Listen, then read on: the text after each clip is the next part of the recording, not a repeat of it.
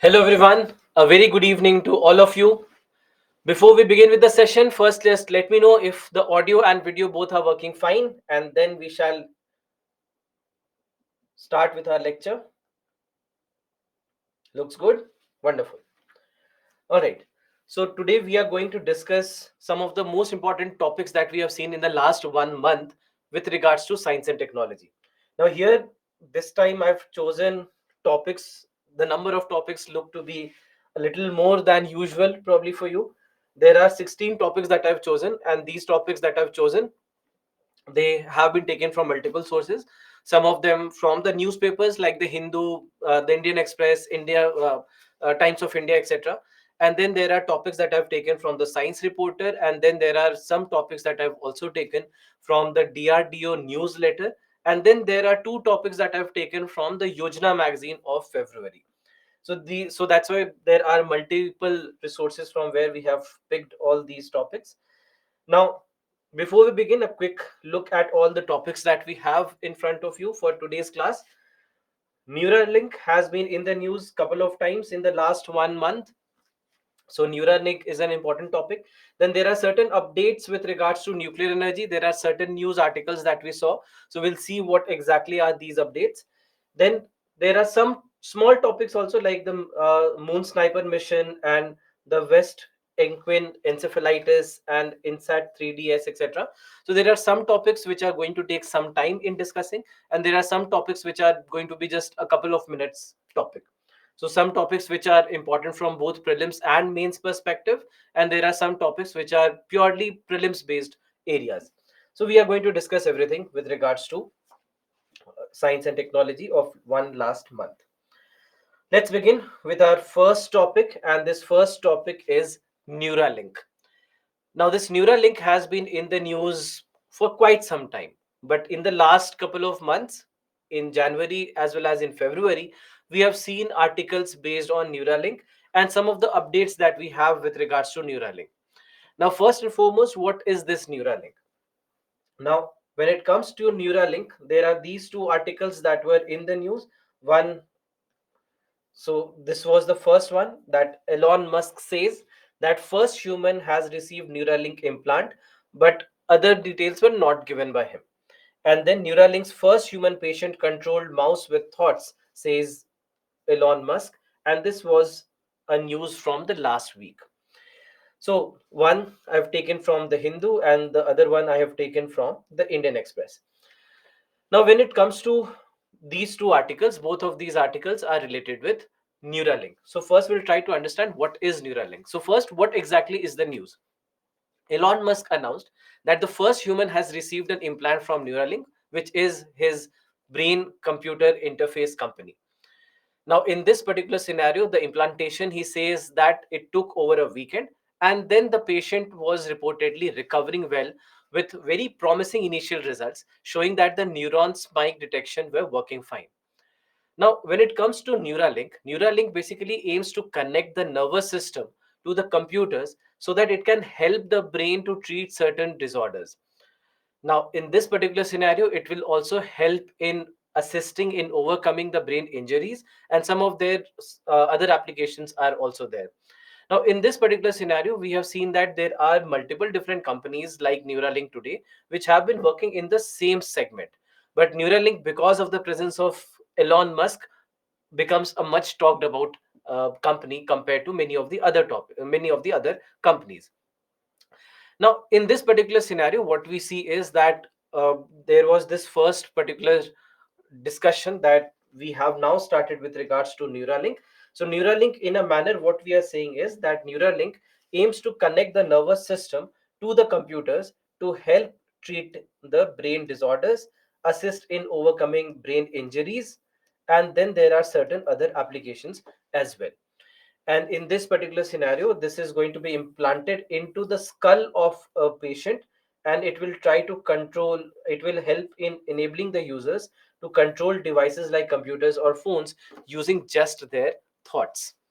So this is very unique, where we are saying that the patient will be able to control everything with just the thoughts.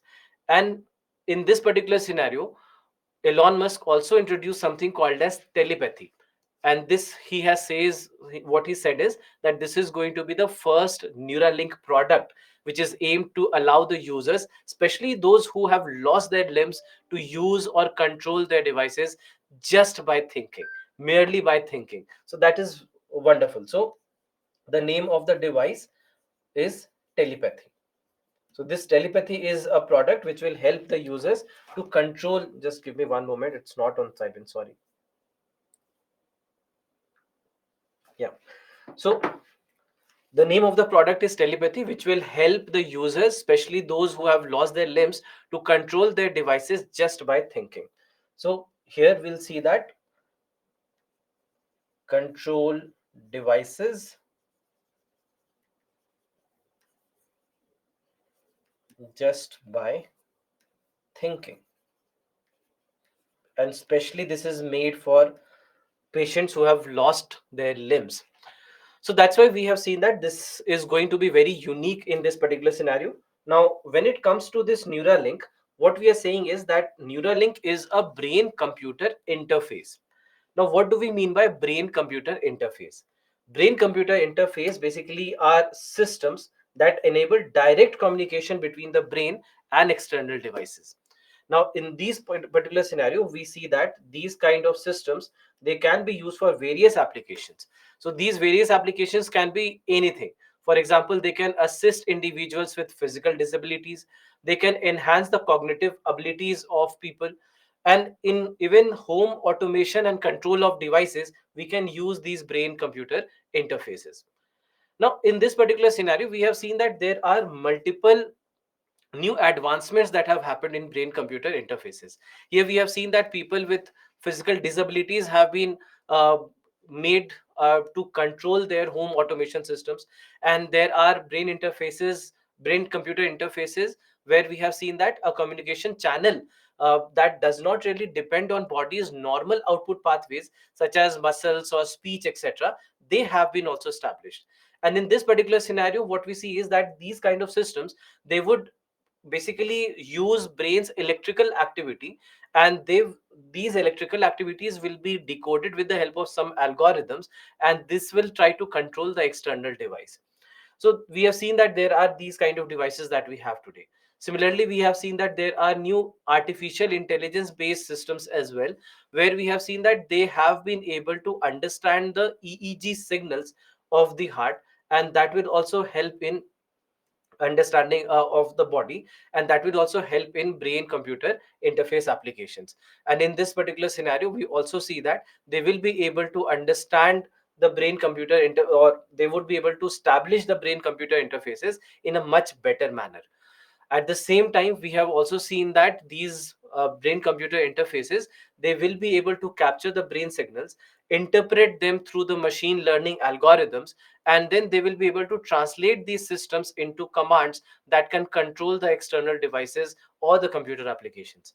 So that's why we see that in this particular case of brain computer interfaces, they are able to do a lot with the help of artificial intelligence, and they have their involvement in various different application areas. For example, in neuroscience, in engineering, in computer science, in all these cases, so that they can actually create systems that are both effective, and they are going to be very safe also for the users to use.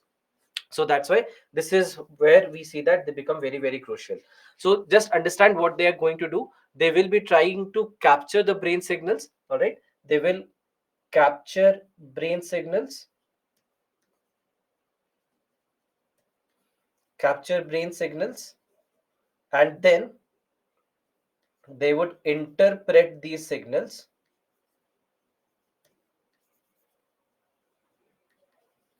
through machine learning or AI based systems, and hence they will be able to give a proper output without using the normal channels that the body or the brain uses.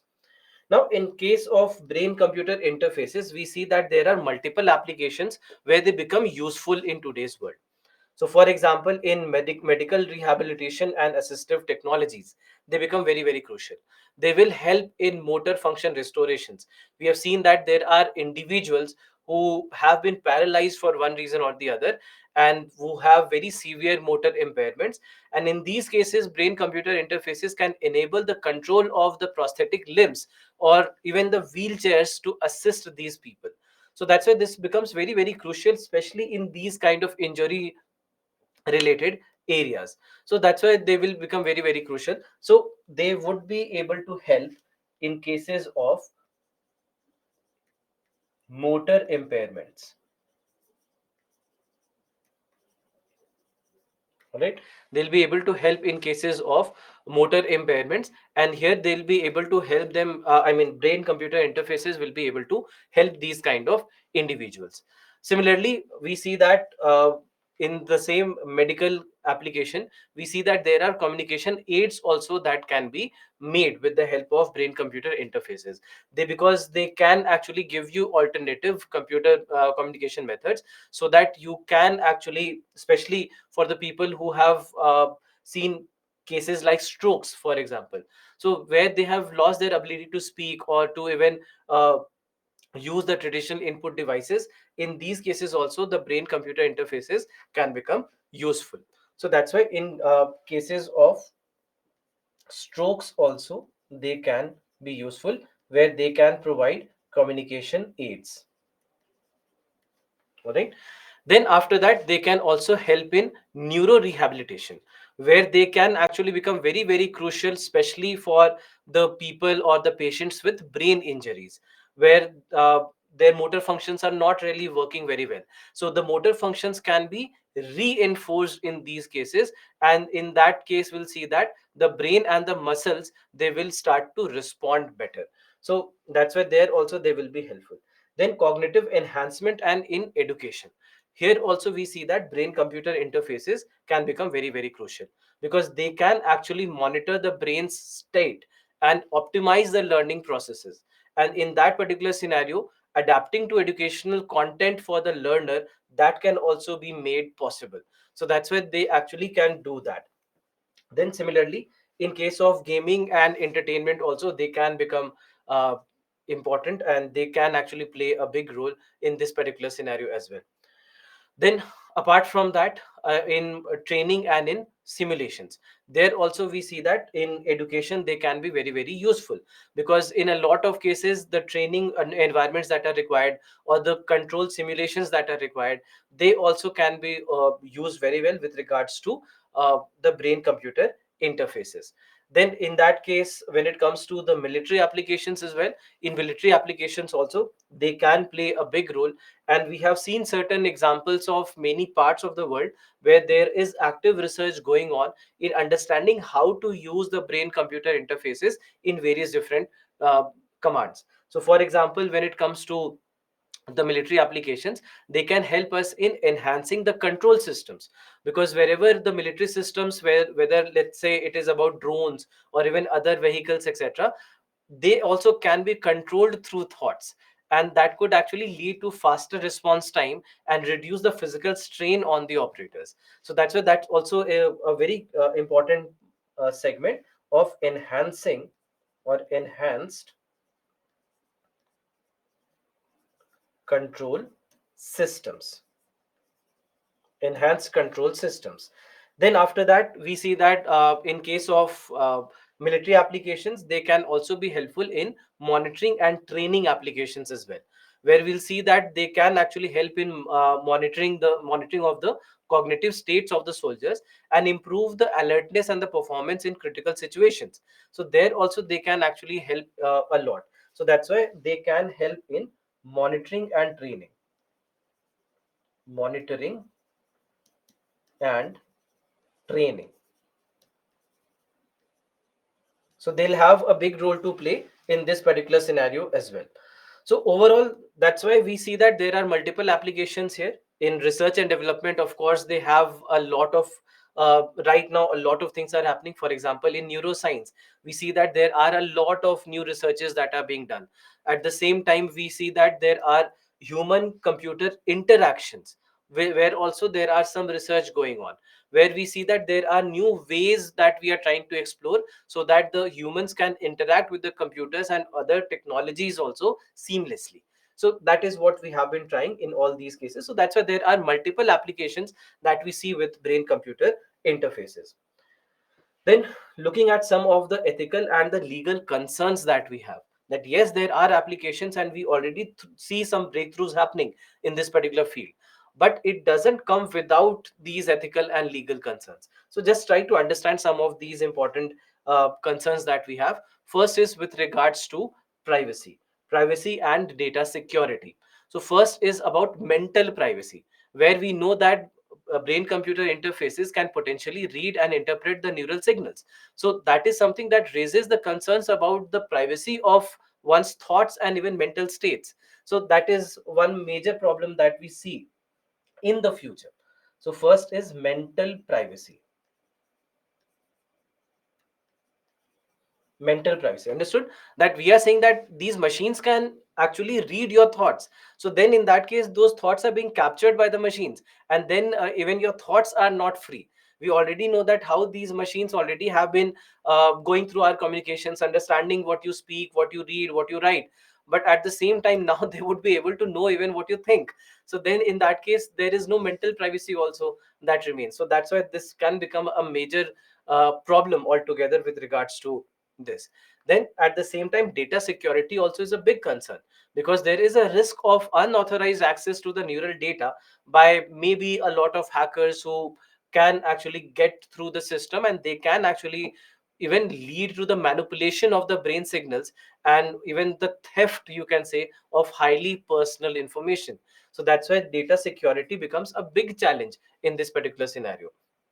Then after that we see that there are concerns with regards to consent and on autonomy as well, where we do not know whether a good informed consent has been taken or not, because given the complexity of brain computer interface technologies, ensuring that the users fully understand what they are consenting to, especially in terms of data use and the extent of control that the devices may have, is very very challenging.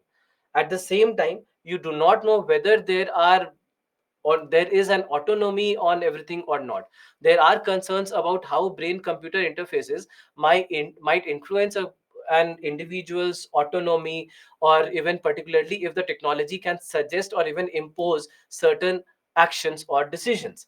So that's why it may so happen that these computers are actually giving you the advices and you are following those advices. So your thoughts are not your thoughts, but rather the computer or the machine telling you that this is how you should act, and then you are acting accordingly. So you are not taking your own cognitive decision, but rather the decision is of the machine, and you're just following what the machine has told you to do.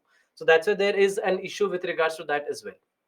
Then identity and personality, because what we see is that prolonged use of brain computer interfaces, especially those that might augment the cognitive or physical abilities, could lead to questions about the changes in the personal identity or even the self perception, as well as how these changes are perceived by the society. So we do not know how exactly these things can go forward. Similarly, there is a concern with regards to accessibility and equity, where we say that there is a risk that the brain computer interfaces can actually lead to uh, increase of the existing social inequalities. And if the access to these potentially life enhancing technologies is only limited to only certain people who can actually afford them, so that's why this can actually become a big challenge, because we'll see that affordability will become a big problem. Affordability will become a big challenge here, and that's why it's not going to be something that will be available with everyone. And at the same time there can be bias in development as well, that the development of the brain computer interfaces, like many of the other AI based technologies as well, there also we might see that there is some kind of bias in whatever they are doing, in whatever they are giving you. So that's why that bias can always creep in any AI based system. And very recently I've also talked about this bias in AI. If you want to understand more about what or how bias in AI works, I would suggest that you go to the Hindu analysis that we have done for 26th February. In that article there is a discussion about Google's Gemini and there I have talked about how bias can come into the picture in case of artificial intelligence. So you can actually go through that, just go through that one segment, that will help you in understanding of what we are talking about here in this case. That whoever is developing the system, their own bias can also come into the system, the bias of the algorithm that has been used, the bias of the person who has actually designed this system, because everyone would come with some kind of bias. Being completely objective is very very difficult, and if those biases come into while I'm designing a system or programming a system, that can lead to a lot of issues later on. So that's why we have to understand in that case of bias as well, that can come in artificial intelligence. So that is also there. And then after that, the responsibility and the liability and of the system, the accountability factor always has to be here, that anyone who is involved with all these activities and these kind of designs, they have to understand their responsibility as well, that there can be legal complexities that can come, and hence they have to understand all these issues as well. And then the issues of liability may arise particularly if the malfunction or the misuse of a brain computer interface based system can comes into the picture. And especially the question of whether the manufacturer or the user or even the software developer is liable is not really straightforward. You cannot really say who is accountable for what's going wrong. And then there are issues with regards to research ethics as well, that we see that there are some of the experimentation risks also, where these brain computer interfaces, in one case particularly in case of human trials, may include managing of the risk and ensuring that the potential benefit outweighs all the risks that we have involved in this particular scenario. So that's why we need to understand all these cases of the experimentation based ethics in experimentation, and experimentation, whether the experimentation is on humans or even in case of animals. In case of animal research, the chances are even higher that these kind of things may be overlooked. So ultimately, there are then regulatory challenges as well, that there is no specific regulation right now, and the governments across the world, they will have to design these regulations so that there are things in place before they start to become a standard in the market. So that's why they'll have to ensure all these things. So that's why regulations are required. So we need regulations, and we also need international standards. We also need to maintain international standards, so that whatever is being designed accordingly. So there are no, it should not happen that the device that has been manufactured in India is behaving very differently from the devices that have been manufactured elsewhere in the world. So that's why we have to take care of all these issues also, and hence from this perspective, it becomes very very crucial for us to understand that how exactly the things can go in a negative direction, and hence we have to take into account all these factors. Then the next topic for us is all the updates that we have seen in nuclear energy. Now, in case of nuclear energy, there are a couple of things that have been in the news. First, India will commission a nuclear power reactor every year, something that NPCIL chief BC Pathak has said. Now, he was on an interview with the Hindu, and this is where he has had talked about a lot of things. Now, not everything that he has mentioned is very very important. He mentioned about some of the updates of what's happening with many of the reactors in India, every reactor that we have, what's happening with all these reactors. Most importantly, what we know is that in December 2023, India commissioned its largest indigenously developed 700 megawatt pressurized heavy water reactor.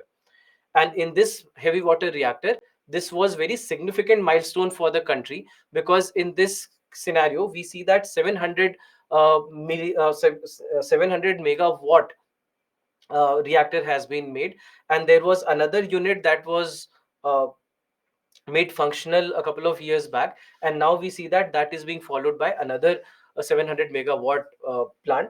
And what we see is that going forward, what he also spoke of, that this will continue, that they'll look for commissioning newer plants every year, that every year one new plant should come in.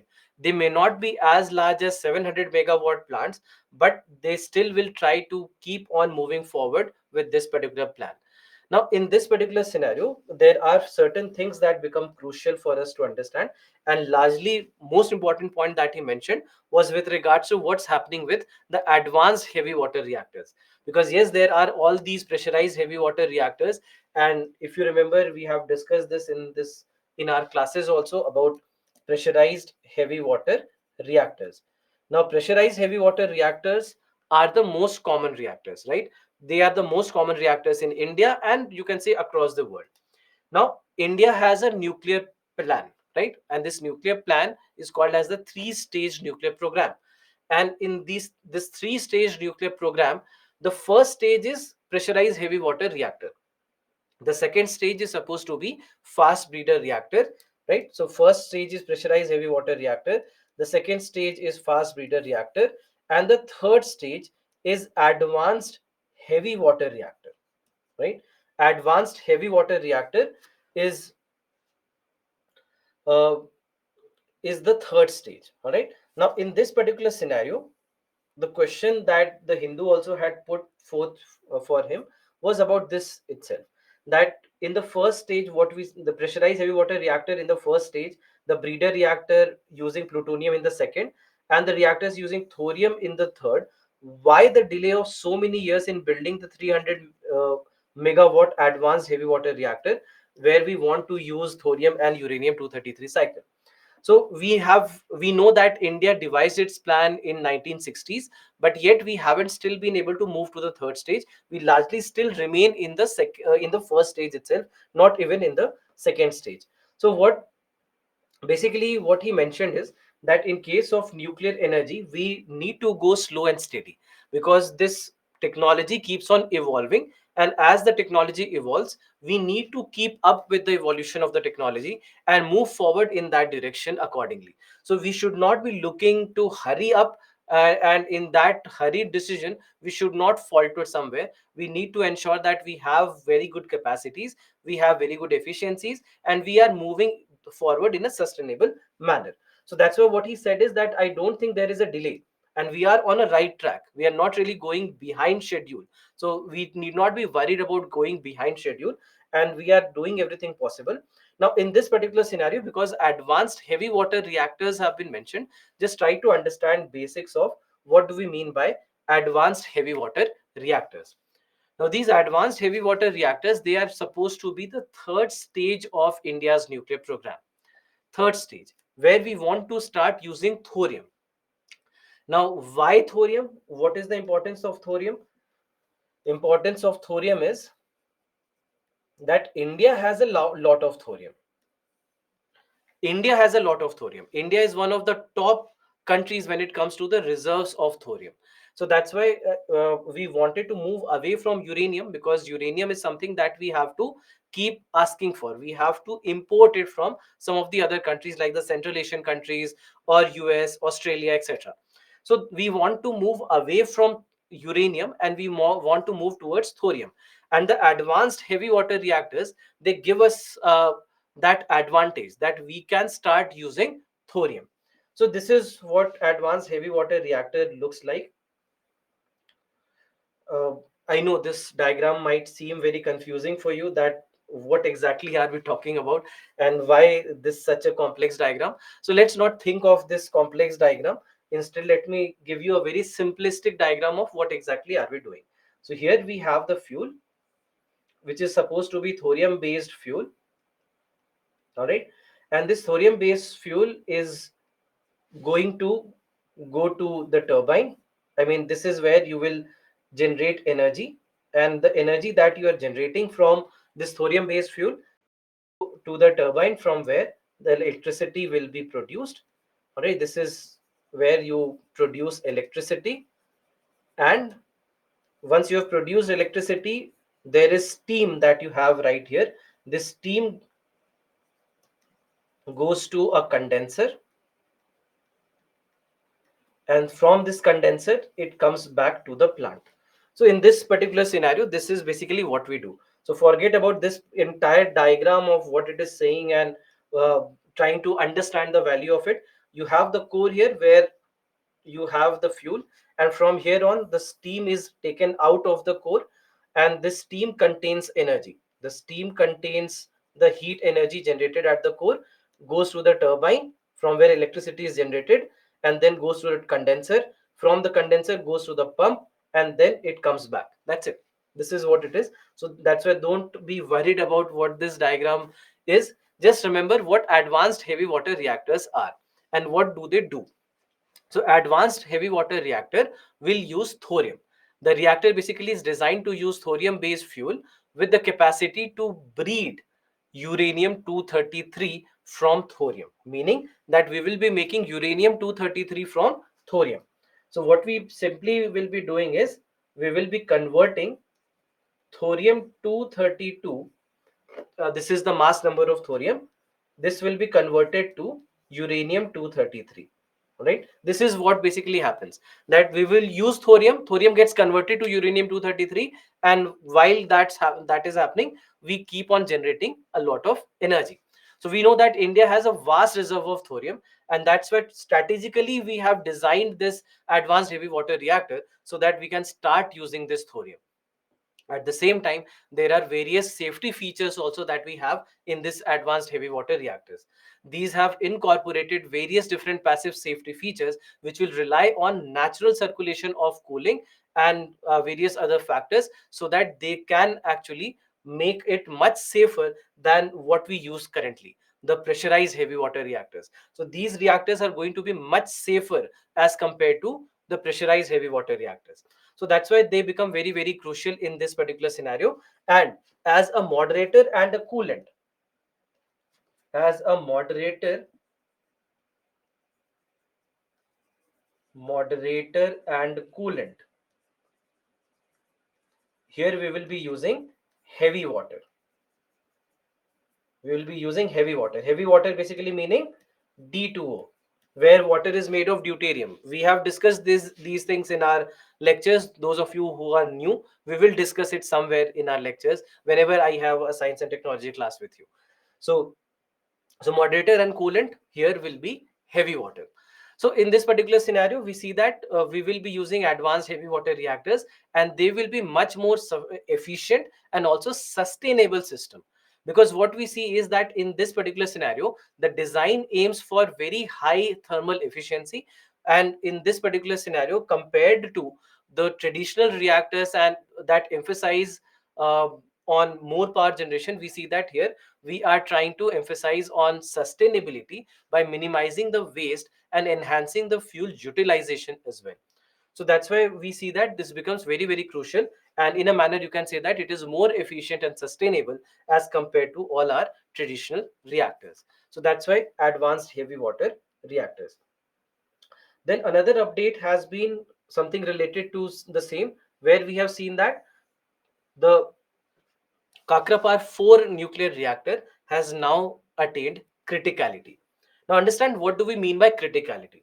So criticality in the context of nuclear energy, criticality means, or criticality for any given nuclear reactor refers to the state in which a nuclear reactor's core has been able to sustain a nuclear fission chain reaction at a steady rate.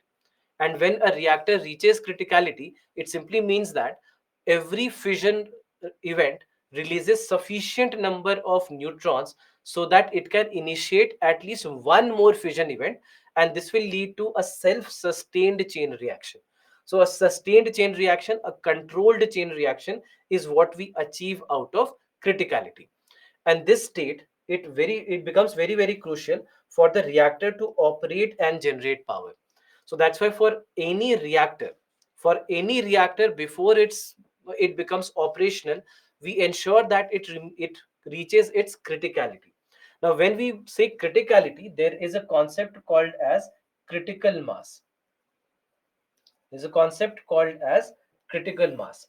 So critical mass basically is nothing but the minimum amount of fissile material, minimum mass of fissile material that is needed to achieve a self-sustained chain reaction, a controlled chain reaction. And that's why it becomes very, very crucial in this particular scenario. So critical mass basically is the minimum mass. Again, something that we have discussed in our lectures as well. Minimum mass of nuclear fuel to attain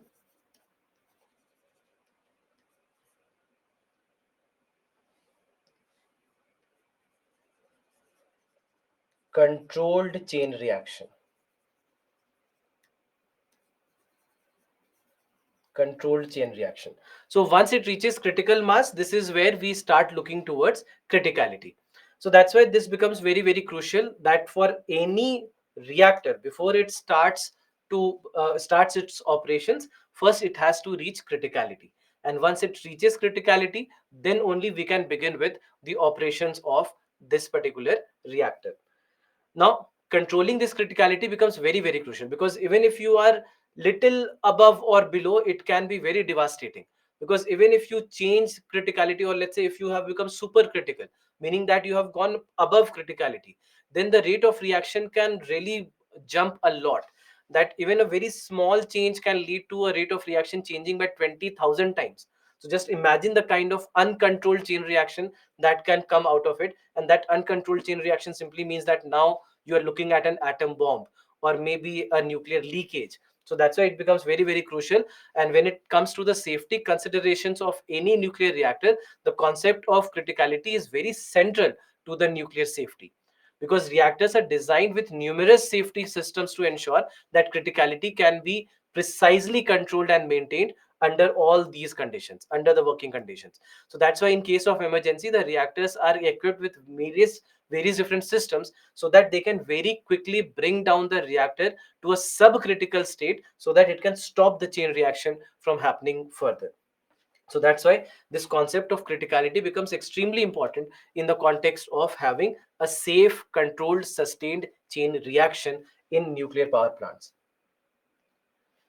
Then we have a small topic called as Moon Sniper mission. And this Moon Sniper mission is a mission by Japan. Now, what exactly is this Moon Sniper mission? This has been in the news multiple number of times in the last few months. So, Moon Sniper mission. Okay, let me also tell you something, that when we are taking up these topics, all right, when we are taking up all these topics, I've not taken any topic that would just come once in your newspaper, or that has just come once in the newspaper and then it is going to be irrelevant. All these topics that we have taken, these are areas that have kept on repeating, that will keep on repeating. So that's why they are more important for both your prelims and mains examination, uh, than some of the topics that would just appear once in the newspaper and then vanish. So that's why you'll see that most of these topics are the topics that will keep on resurfacing in your newspapers. All right. So, so why is Japan's Moon Sniper landing mission important? Now, in this particular scenario, when we say Moon Sniper mission basically is a mission by Japan, and it has been called as Moon Sniper because it represents a significant advancement in the lunar exploration due to the experimental precision that they have achieved in landing technology. So when it comes to this mission, we see that this is where Japan is becoming the fifth country to achieve soft landing on moon. So fifth country. So in this particular scenario, you might know that India has now done it, China has done it, US has done it, Russia has done it, and now Japan becomes the fifth such country to do that. Now, in this scenario, we see that this particular mission is going to land on the lunar equator, that is, equator of the moon. And they are using a very a technology, you can say that it is like a precision landing technology. Now, the name of this lander is Smart Lander for Investigating Moon, or SLIM. Now, SLIM basically is designed to land within the 100 meters of its target, which is substantially improved version of any accuracy that we have seen, because a lot of other missions that have gone, they have conventionally an accuracy of some several kilometers. In this particular scenario, they have an accuracy of up to 100 meters, and that's why the name Sniper, or Moon Sniper is being used here, because here we see that they would be having a much better accuracy. They have a much better accuracy. So they have far better accuracy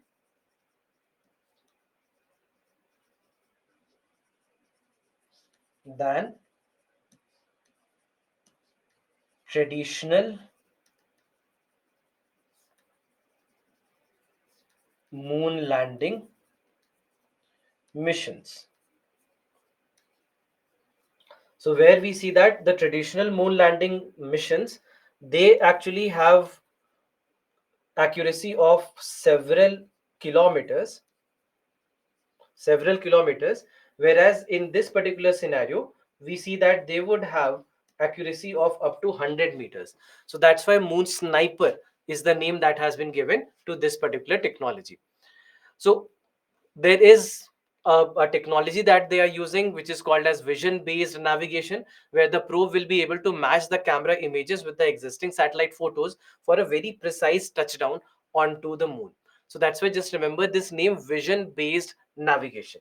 What they are going to use is vision based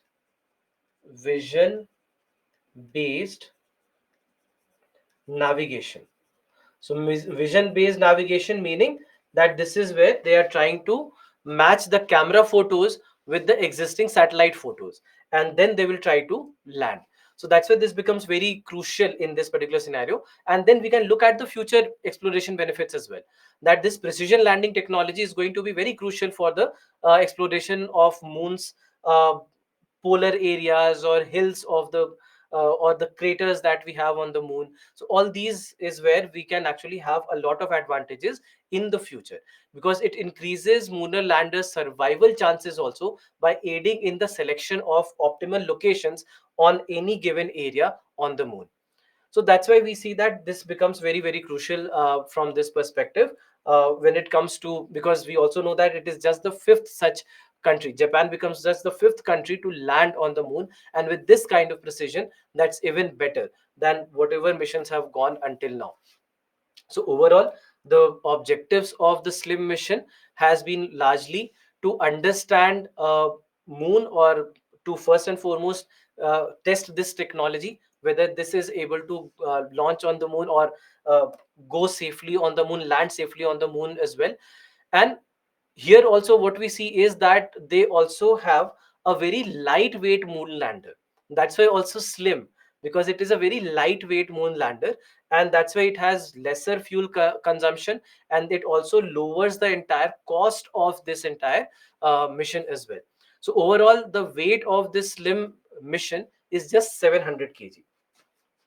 All right, the weight is 700 kg, and that's why you can in a manner say that slim also is because of that. So that's why that acronym in one way another it has another significance.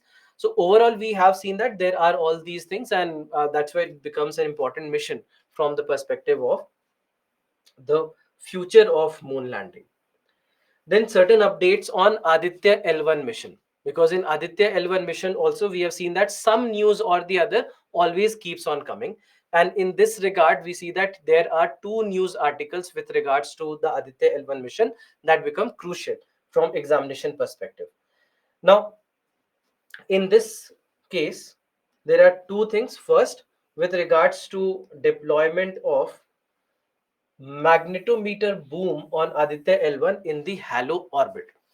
So first and foremost, just understand what the news is about.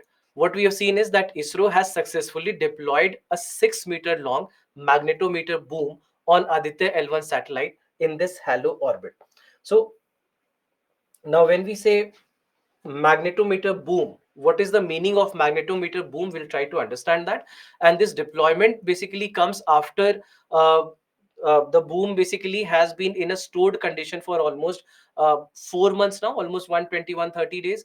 And then this magnetometer boom is something which is also equipped with two highly accurate magnetometer sensors. If you see this, so what we when we say magnetometer boom, it refers to a structural component on the spacecraft designed to extend the magnetometer away from the main body of the spacecraft, and this will help in minimizing the interference from the spacecraft's own magnetic field, ensuring more accurate measurements of the surrounding space magnetic environment. Now, in this case, what we when it comes to Aditya L1 mission, there are all these payloads that we have on this mission. So this suit also has been in the news a few months back. Then Hell 1 OS also has been in the news a few years back, I mean, few months back. And then now we are talking about the magnetometer boom, and we will be talking about this PAPA technology that we have on as a part of this Aditya L1 mission. So when it comes to magnetometer, all right, just understand magnetometer first. So magnetometer here the magnetometer will try to understand or measure the magnetic field, the intensity of the magnetic field. So intensity of the magnetic field will be measured in this scenario. So magnetometer. So magnetometer will measure magnetic field intensity. Now, because we are trying to uh, study the sun, so that's why magnetic field intensity of the sun, or let's say sun's activities. Activities like solar wind, solar flares, coronal mass ejection. So we'll try to understand what's happening with these magnetic activities. So now in this scenario, when it comes to magnetometer boom, it will try to shift the magnetometer away from the body of the Aditya L1 towards the sun, so that now the magnetometer can take the measurement of the incoming radiations or incoming magnetic intensity. So that's why it becomes very crucial in making it work well. So that is what magnetometer boom basically means. So that's why this is basic this was in the news last month. I mean, on 26th of January it was in the news. And after this there was another important news that we saw, and this was about another component that we have called as PAPA. Now this PAPA stands for Plasma Analyzer Package for Aditya. So that's why the name Papa has been given in this scenario. Now, when it comes to this equipment or this payload, understand what this payload means. All right, what is the meaning of this payload? So, this payload is designed for in situ measurements of solar wind electrons and ions. So, when we say in situ measurement, just understand, I mean, just try to break down everything that has been written, and just then you will have a better idea of what we are saying. So, here we are saying that it will do in situ measurement of solar, wind, electrons, and ions. So, plasma analyzer package for Aditya. Now, overall, when we talk about this particular equipment, or you can say this payload, it is going to understand the coronal mass ejection. So, as you can see in the news article itself, detects the impact of coronal mass ejections on solar wind. All right. So in this scenario, when we are talking about this particular payload, this payload has successfully detected the impact of coronal mass ejection. We'll discuss what is coronal mass ejection. Now this has been designed for, what we are saying is, in situ measurement of the solar wind electrons and ions. Now there are two sensors that we have here. All right, two sensors. One sensor is called as solar wind electron energy probe, solar wind electron energy probe, and the other one is solar wind ion composition analyzer. So that's why there is one sensor that will try to look for any charged particles, and that's why ions, and the other will be only looking for electrons. So that's why these are capable of measuring the electrons and the ions over specific energy and the mass range, and that is why they will be able to understand from which direction these are coming, or these solar winds or the magnetic particles, or let's say the charged particles from the solar winds are coming. Now overall we have seen that this particular payload has been in the news twice. Last year in December also it was in news, and then we see that this February also again it has come back in the news.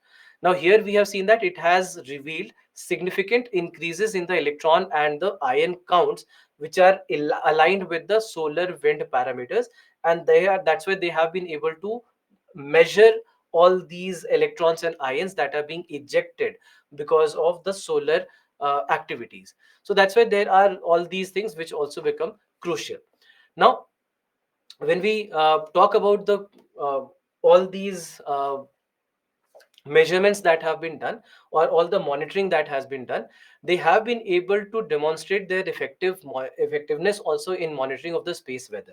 And that's why where a better understanding of the space weather conditions can be there in the future, because of the data that has been collected and all the monitoring that has been done by these two sensors, which are a part of this particular payload. Now overall, when it comes to this, we are talking about coronal mass ejection, that they have done the measurement of the electrons and ions being uh, coming from, which are coming from the coronal mass ejection. So what do we mean by coronal mass ejection? Just try to understand this. Now in case of coronal mass ejection, we are saying that this is a significant release of plasma and accompanying magnetic field. Plasma and magnetic field, just remember this: plasma and magnetic field from the solar corona. Corona, what is corona? Corona is the outer part of the sun's atmosphere. So the part that you see during a total solar eclipse, whenever total solar eclipse happens, a ring like structure will be visible. So this ring like structure that is visible in terms of the total solar eclipse, that is called as the corona. So that is the outermost part of the sun's atmosphere. Now, in this particular scenario, what we see is that the coronal mass ejections are very often associated with solar flares and some of the other solar magnetic activities as well. But they can also happen independently. They are not always related to the solar flares. Now, they have been a part of sun's activities, or the sun's solar cycle, and they also keep on varying in their frequency and intensity. So they are nothing but, you can say, a significant release of energy. All right, a significant release of energy in terms of plasma and the magnetic particles. So that's why they become very, very crucial, and they can be associated with a lot of things. For example, they can also lead to the auroras. They can also lead to auroras. They can also significantly impact the satellites. They can significantly impact the satellites. They can significantly impact even the power grids. They can significantly impact the communication systems. So that's why they can actually have an impact on all these things, and hence we say that they become very crucial in this particular scenario. And especially for, even for the high altitude flights also, in terms of coronal mass ejection being uh, pretty high, they can actually lead to a problem for them also. So that's why we do see that there are all these significant problems that they can cause, and there are these naturally occurring phenomena called as auroras, which can also happen because of solar flares and solar winds, but they can also happen because of coronal mass ejection. Now the coronal mass ejections, they would be traveling outside from the sun at a very fast speed. The speed can actually be between, you can say, they can actually have a range of speeds between 250 kilometers per hour to up to 300, sorry, per second, up to 3000 kilometers per second. So that's why they can have a range of speed depending on what kind of ejection has happened. And they that's why they would, whenever they are released, they actually can lead to all these things as well. So coronal mass ejection, just understand, it is nothing but a significant release of energy in terms of plasma and the magnetic particles or the magnetic field from the solar corona, and hence coronal mass ejection. Then another small topic, and this is Western equine encephalitis that has been in the news. Now, when it comes to Western equine encephalitis, it was in the news because an outbreak was seen in Argentina and also in Uruguay. Now, normally this disease will not be affecting humans. All right, normally does not affect humans. But in the month of December 2023, Argentina notified WHO that there has been a human case of this particular disease. So until now, generally what we see is that this disease will not really affect the humans. Largely, they would be affecting horses. All right, largely they'll be affecting horses, but in this scenario, they actually affected humans. So that's why this case was reported by Argentina in the month of December. And then after that, we see that I mean the case was when a patient showed certain uh, symptoms in November, and in December they actually confirmed that it was a case of western equine encephalitis. Now if you look at the history, what you'll see is that there have been certain cases back in 1980s, also in 1990s also Argentina had reported these cases. But then after that they did not really report any case for the last more than 20 years. But here we see that this time the case has resurfaced on humans.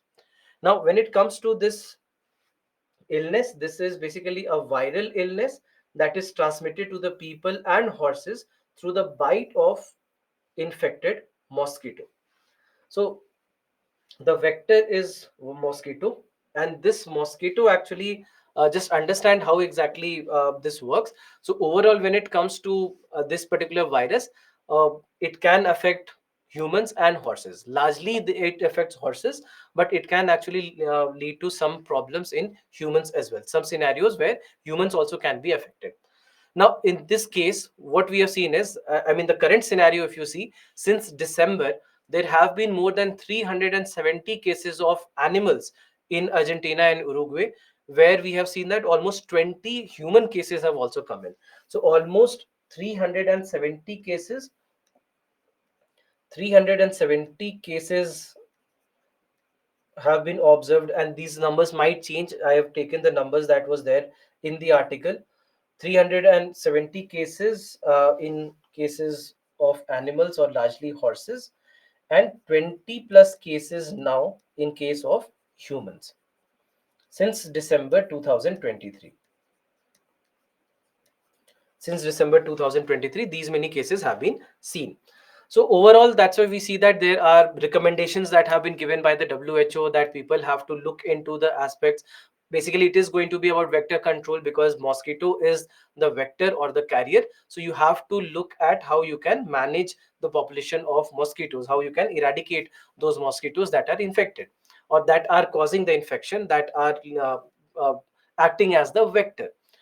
Now, in this case of this disease, just understand that this disease can affect, as we discussed, that it can affect humans and horses largely. Now, in this scenario, largely the infections will be asymptomatic. All right, largely the cases will be asymptomatic, but there are certain cases where neurological symptoms can also develop, and inflammation of the brain can happen. That's why the term encephalitis. The term encephalitis itself means, whenever you see this term encephalitis, we are talking about the inflammation of the brain, and hence this particular term encephalitis is being used. So this will although happen in a very small percentage of cases. Largely we will not see these kind of neurological symptoms at all. Now, overall, when it comes to the transmission, so transmission, the primary mode of transmission obviously is through the bite of an infected mosquitoes, and they basically become the vector for the virus. Now, these mosquitoes become infected by feeding on the birds which are carrying the virus, and that's why we say that these birds actually they become the reservoir, right? They become the reservoir. As you can see here, the birds become the reservoirs, and we have the passerine birds. Largely they actually are the reservoirs, they are the natural reservoirs for this particular virus.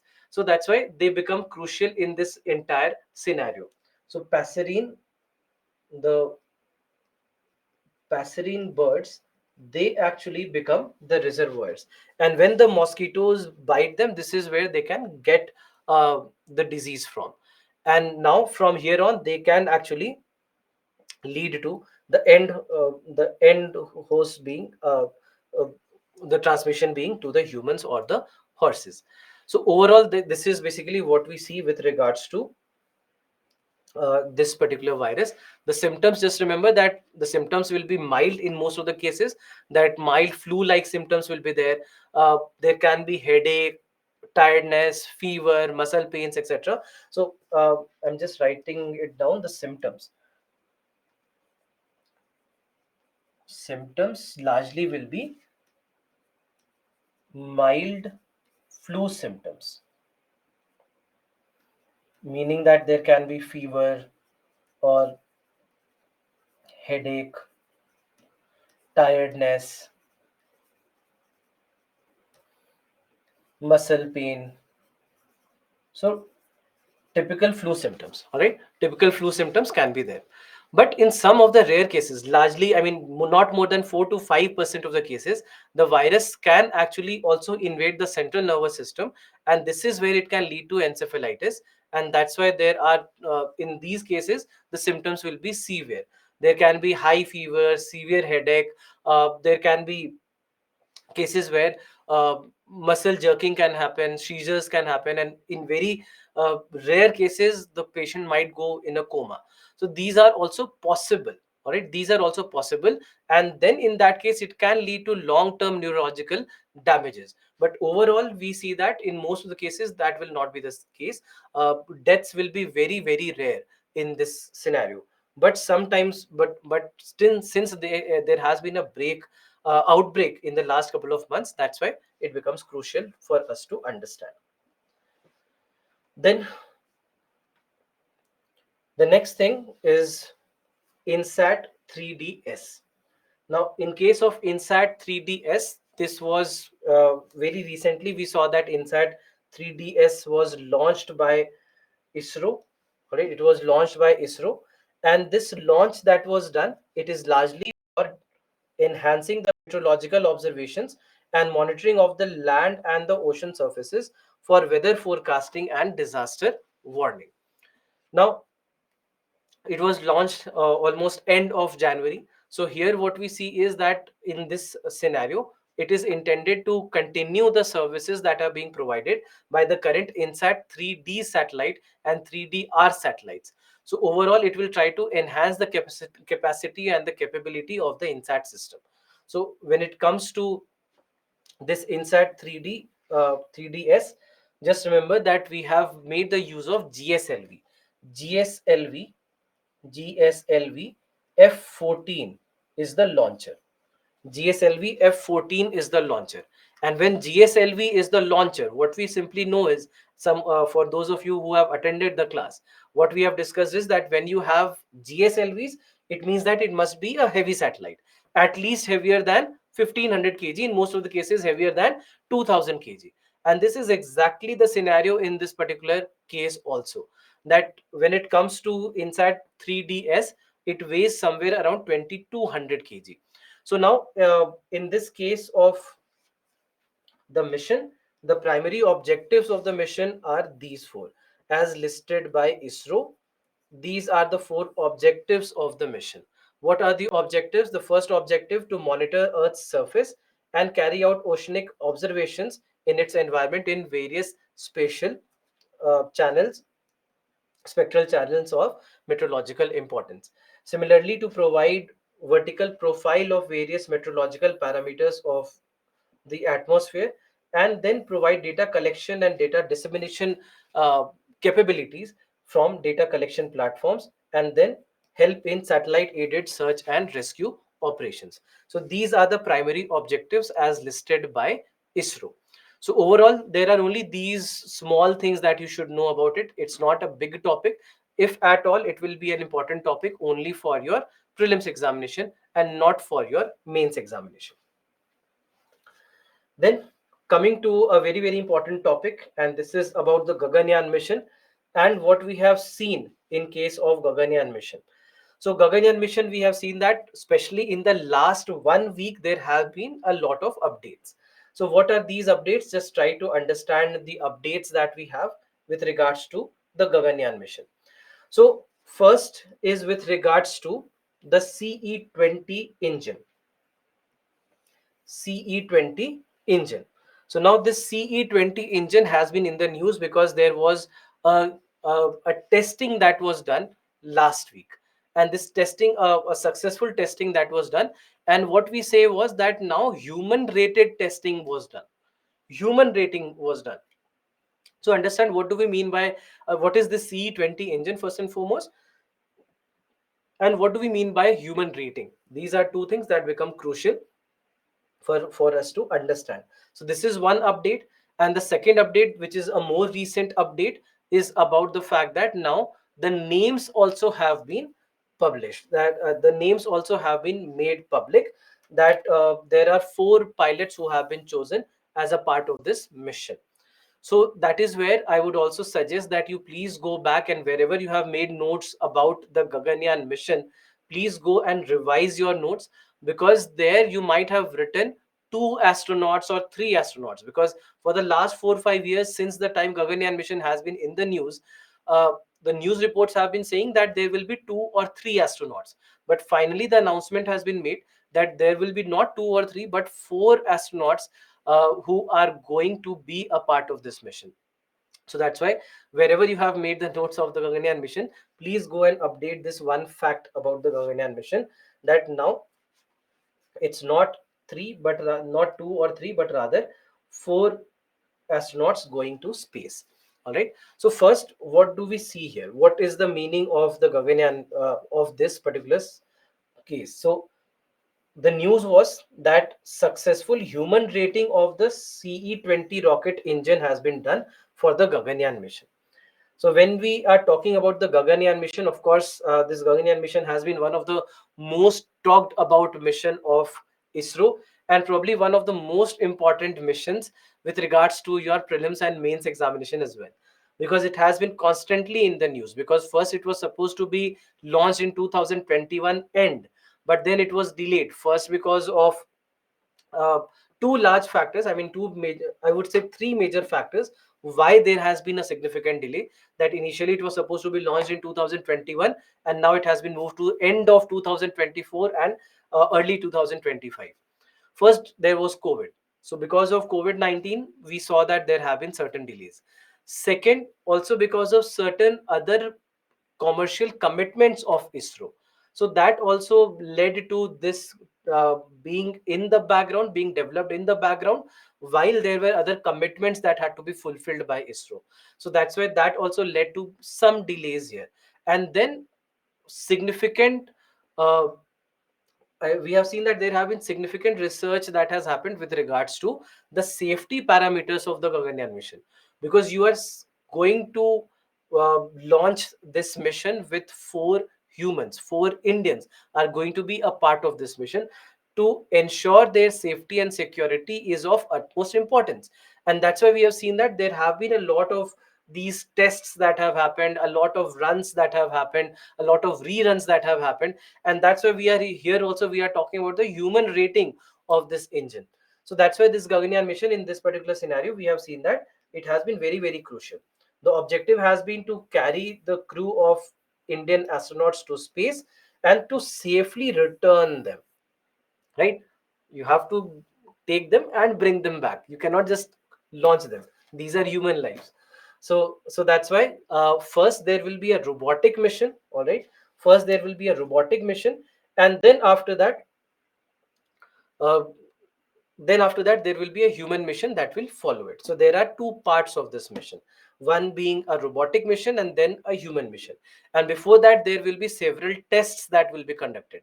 One test was conducted October last year, and then there are a couple of tests that are happening this year, and then finally December there will be a robotic mission, and then finally a human space mission next year, early next year. So then there will be a crew capsule, and crew capsule basically is designed so that this will house the astronauts and provide all the necessary support and control systems for the duration of the mission. And there have been several tests that have been done for this crew mission, especially because here we see that this becomes very crucial, because this will be carrying the people who are going to the space. And that's why there are several safety parameters that have been taken into account with regards to this. Now, coming to this mission, what we know is that the launch vehicle that we are going to use is going to be GSLV Mark 3.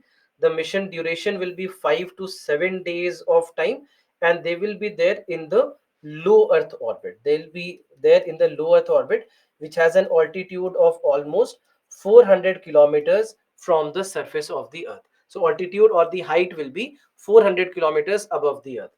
And then the scientific objectives will be to first demonstrate human spaceflight capability, and then after that experiments in microgravity conditions, and then various scientific and technological fields it will be contributing to. So overall, just understand what we are doing here. Here we are talking about experiments in microgravity conditions.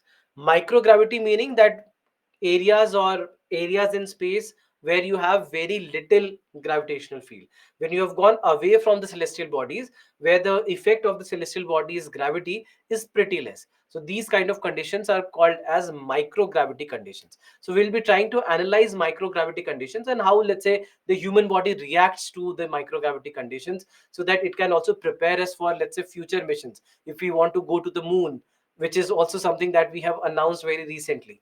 So going to the moon, or let's say if it is a possibility going to Mars, or maybe some of these uh, planets, then in that case we need to have a better understanding of the space environment and how the body reacts to these environments, the space environment.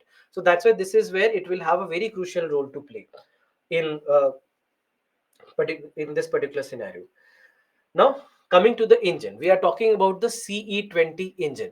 Now, CE20 engine is the third version of the engine that India has used. Before that, there have been two other engines. One is the KVD1 engine, second is the CE 7.5, and the third one is CE20 engine. Now, this CE20 engine is something that we are using in GSLV Mark 3. GSLV Mark 3. Before that, CE 7.5 engine initially was being used in GSLV Mark 2, and then the KVD engine was being used in GSLV Mark 1. So GSLV Mark 1 used KVD 1 engine, then CE 7.5, and then CE 20 engine. Now, in case of C, first coming to KVD1 engine. KVD1 engine basically is a Russian engine, was a Russian engine, and this Russian engine was, or Soviet Union back then, this Russian engine was the first cryogenic engine that we used. Now, all these three engines, just remember that we are saying that these are cryogenic engines. These are cryogenic engines using cryogenic fuel. These are the cryogenic engines. Now, in this scenario, when it comes to the first engine, this was originally developed by in the Soviet Union, and this was used, as we discussed, in GSLV Mark 1. Now, this engine, although was not very successful engine, I mean, you'll see that when this engine was used initially by India in GSLV Mark 1, you'll find a lot of failures. Almost 50% of all the launches that we tried actually were failing. So it was not a very stable system.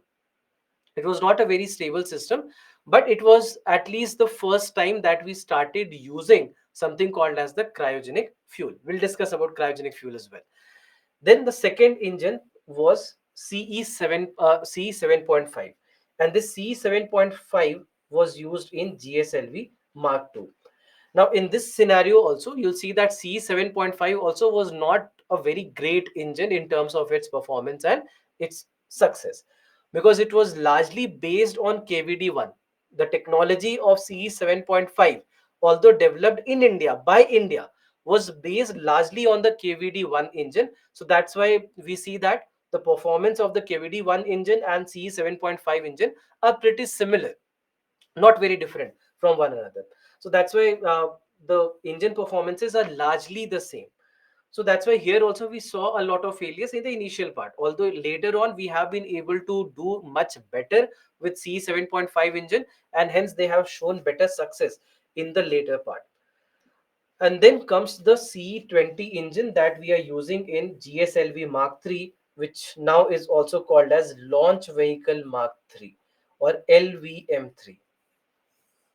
So now the new name, you can say, then this is nothing but a new name given to GSLV Mark 3. So if you see this name, don't confuse that it is something new. Just remember that it is nothing but a new name given to GSLV Mark 3. Now, overall, what we see is that this has a slightly different technology, and in this scenario, we see that it performs better. CE20 is an advanced indigenous cryogenic engine, and that's why it offers much better improvements as compared to the earlier CE7.5 engine that India was using. Now, in this case, when it comes to CE20 engine, we have been able to do a successful human rating of the engine.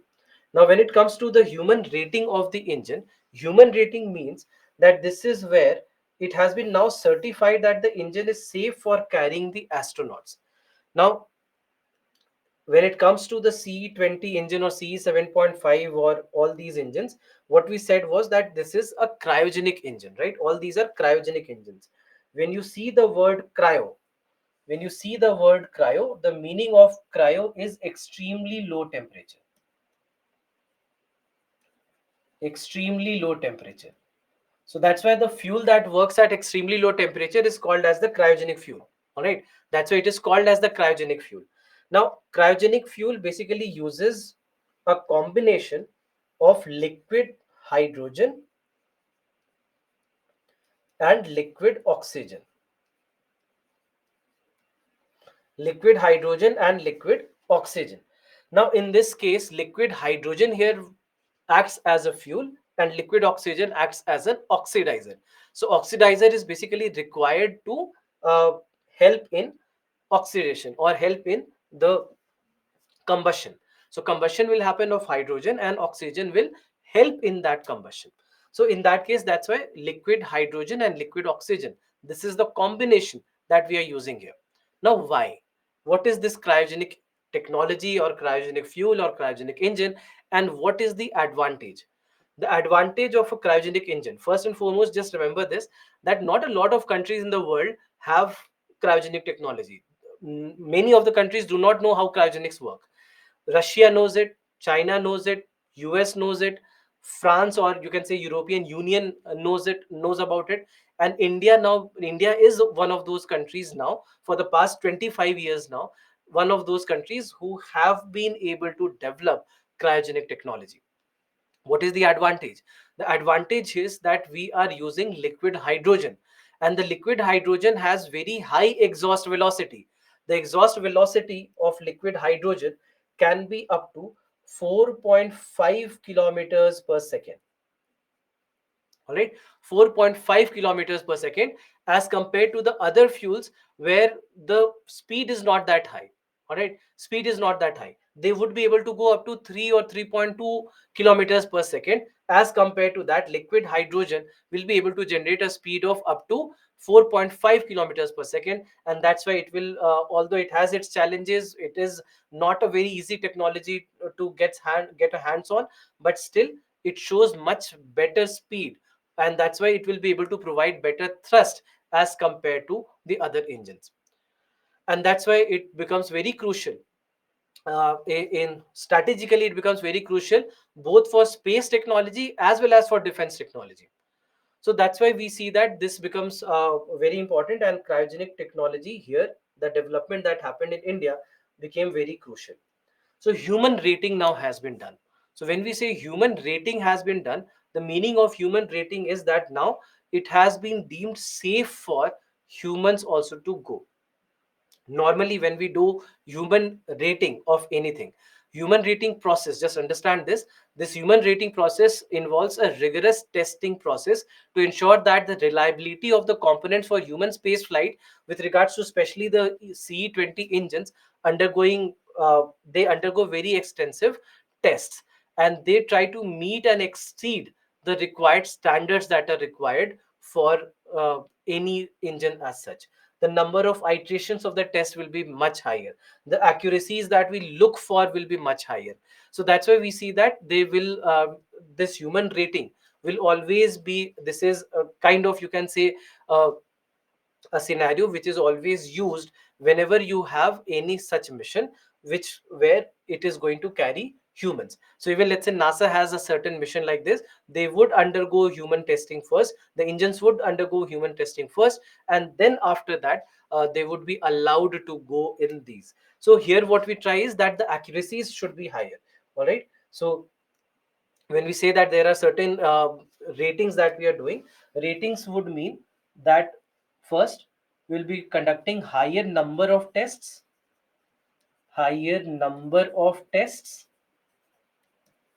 and we'll try to achieve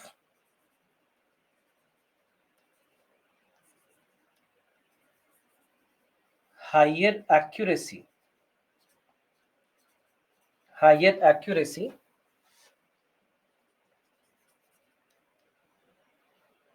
with the tests. All right, so higher accuracy and higher number of tests, so more tests with higher accuracy basically have to be done, and then only the engine is said to be safe for carrying humans into space. And that's why the term human rating becomes very crucial. Then after that we have this JT60SA that has also been in the news for quite some time. Now this basically is a fusion reactor. This is a fusion reactor which is being built in Japan. This exactly is the reactor that you see right here. A very simple diagram, as you can see, a simple photograph of how exactly the operations are carried out. So I'll not let you go through the pain of understanding how exactly things work. They are not really required for your examination. Uh, but understand the basics, understand what goes behind the scenes in this particular reactor. So what we are saying is that if you look at this article that was published in the Hindu, in a donut in Japan, unlocking the power of the sun. Donut in. So why donut and unlocking the power? Why we are saying unlocking the power of the sun? So when it comes to this particular reactor, we are saying that it is a nuclear fusion reactor. Just remember that until now, nuclear energy that we are using, nuclear energy is nuclear fission energy. What we recently had discussed when we discussed the nuclear energy updates, what we discussed there, it was nothing but nuclear fission energy. Now, the future of nuclear energy is where we are also looking towards nuclear fusion and how we can get energy from nuclear fusion. And in that particular regard, this becomes a very important development. So what exactly do we do in this reactor? Now, this reactor is using nuclear fusion. What is nuclear fusion? Where two small particles, where you have two atoms of hydrogen or two nuclei of hydrogen, they will come together, they will join together, and while they join together, they release a lot of energy. All right, they join together and release a lot of energy. This is exactly what happens inside the sun. The entire source of energy from the sun, all the heat and light that we receive from the sun, at the mid of it is nuclear fusion. Nuclear fusion that happens at the core of the sun releases enormous amount of energy that is able to power this entire solar system, including the earth. Right, so that's why we know that this nuclear fusion packs a lot of power, packs a lot of energy.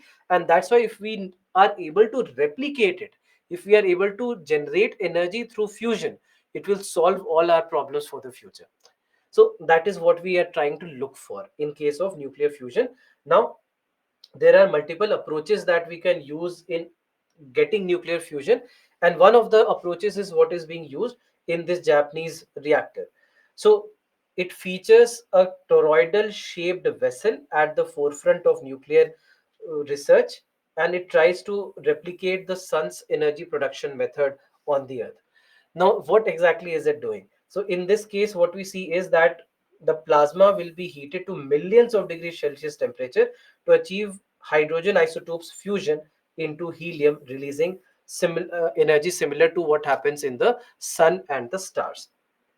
Now, in the future is where we also talk about International Thermonuclear Experimental Reactor, which is right now under construction in France, where India is also a part of this ITER program for the future.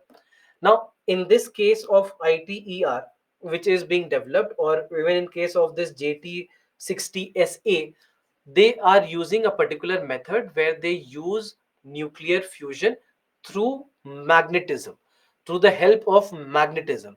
Now, why, in case of let's say, in case of the sun also, what we know is that the sun has a very strong magnetic field, and this strong magnetic field that the sun has, it helps it so that it can actually confine this energy inside this magnetic field.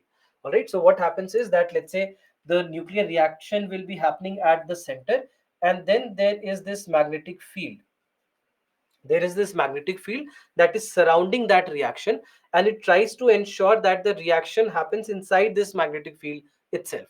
So this is what we are trying to do in this case of this Japanese reactor as well, where we are trying to use something very similar in this scenario. Now, what we exactly do is that this entire scenario is called as magnetic confinement. All right, this is called as magnetic confinement. So, magnetic confinement is where you have this toroidal shaped vessel. Toroidal shaped. If you don't know what toroidal shape is, if you know what it is, your vada or medu vada basically is nothing but the toroidal shape. So this kind of, or donut as a shape. So I'm not going to display a lot of food pictures here because it's 10 o'clock and I've not had my dinner. So this shape is called as the toroidal shape. So what we have here, if you see in this picture, you have a toroidal shaped magnetic field, right? You have a toroidal shaped magnetic field, and in this toroidal shaped magnetic field, we are trying to confine the plasma or the energy particles inside it. So what we are basically trying to do is, we are trying to use this toroidal shaped field which goes around this this goes around this solenoid, right, in this particular shape. And then there is another field also, which, as you can see written here, there is a poloidal field also, which is, you can say, like a solenoid kind of a scenario, a helical shape that we have here, and that also tries to ensure the stability of the reaction. Not really required for you, but just remember that when we say magnetic confinement, the meaning of magnetic confinement is that we are going to use magnetism. We are going to use very strong very strong magnetic field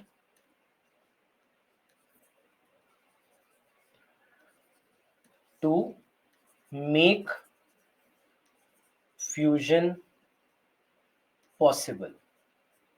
All right, we are going to use very strong magnetic field to make fusion possible. This is exactly what we are doing here, and that is called as magnetic confinement, which is being used in this particular reactor. All right, so that is how the reaction will happen as per this particular case. Now, overall, the next topic for us is National Quantum Mission, and again a mission that has been in the news for at least last 1 year. And in this month's Science Reporter magazine, there is an article that has been published on the National Quantum Mission. So just try to understand, what do we mean by National Quantum Mission? What exactly is this mission? Now, this mission came into existence last year. Last year in April, there was a meeting that happened, and our Prime Minister was also present there. And this is where finally what we saw was that there was an approval given to this mission, an approval of rupees 6,000 crores. Approval of rupees 6,000 crores to be used between 2023-24 to up to 2030-31. All right, so this will be spent on quantum technologies, aiming to try and seed, nurture, and scale up the scientific and industrial research and development, and to create an environment for quantum technologies, an ecosystem for quantum technologies. And we'll try to accelerate quantum technologies led growth, and we'll try to nurture an ecosystem in the country. Try and we'll try that India should become one of the leading countries with regards to quantum technologies and its applications and we know that there are a lot of various areas where quantum technologies can become a reality. Because today what we have observed is that there are a lot of different methods, there are a lot of different technologies where quantum technologies are starting to take their shape. Now, when it comes to quantum technologies, just try to understand what do we mean by quantum technologies first, and then we'll go to what is the quantum mission. So, quantum mission basically, as I told you, that a total of 6,003 crore rupees have been given between 2023 to 2030-31. Now, the objective, as I told you, to develop quantum technology and applications to make India leader in quantum technologies as compared to the entire world. Now, what exactly are we looking at when it comes to the basic objectives of the mission? The key objectives of the mission, the first objective is to development of intermediate scale quantum computers with 50 to 1000 quantum bits. So when we say quantum bits, the meaning of quantum bits is nothing but you can say the memory unit that is used in the quantum computers, qubits. These qubits basically, they are quantum bits. They are quantum bits used as memory units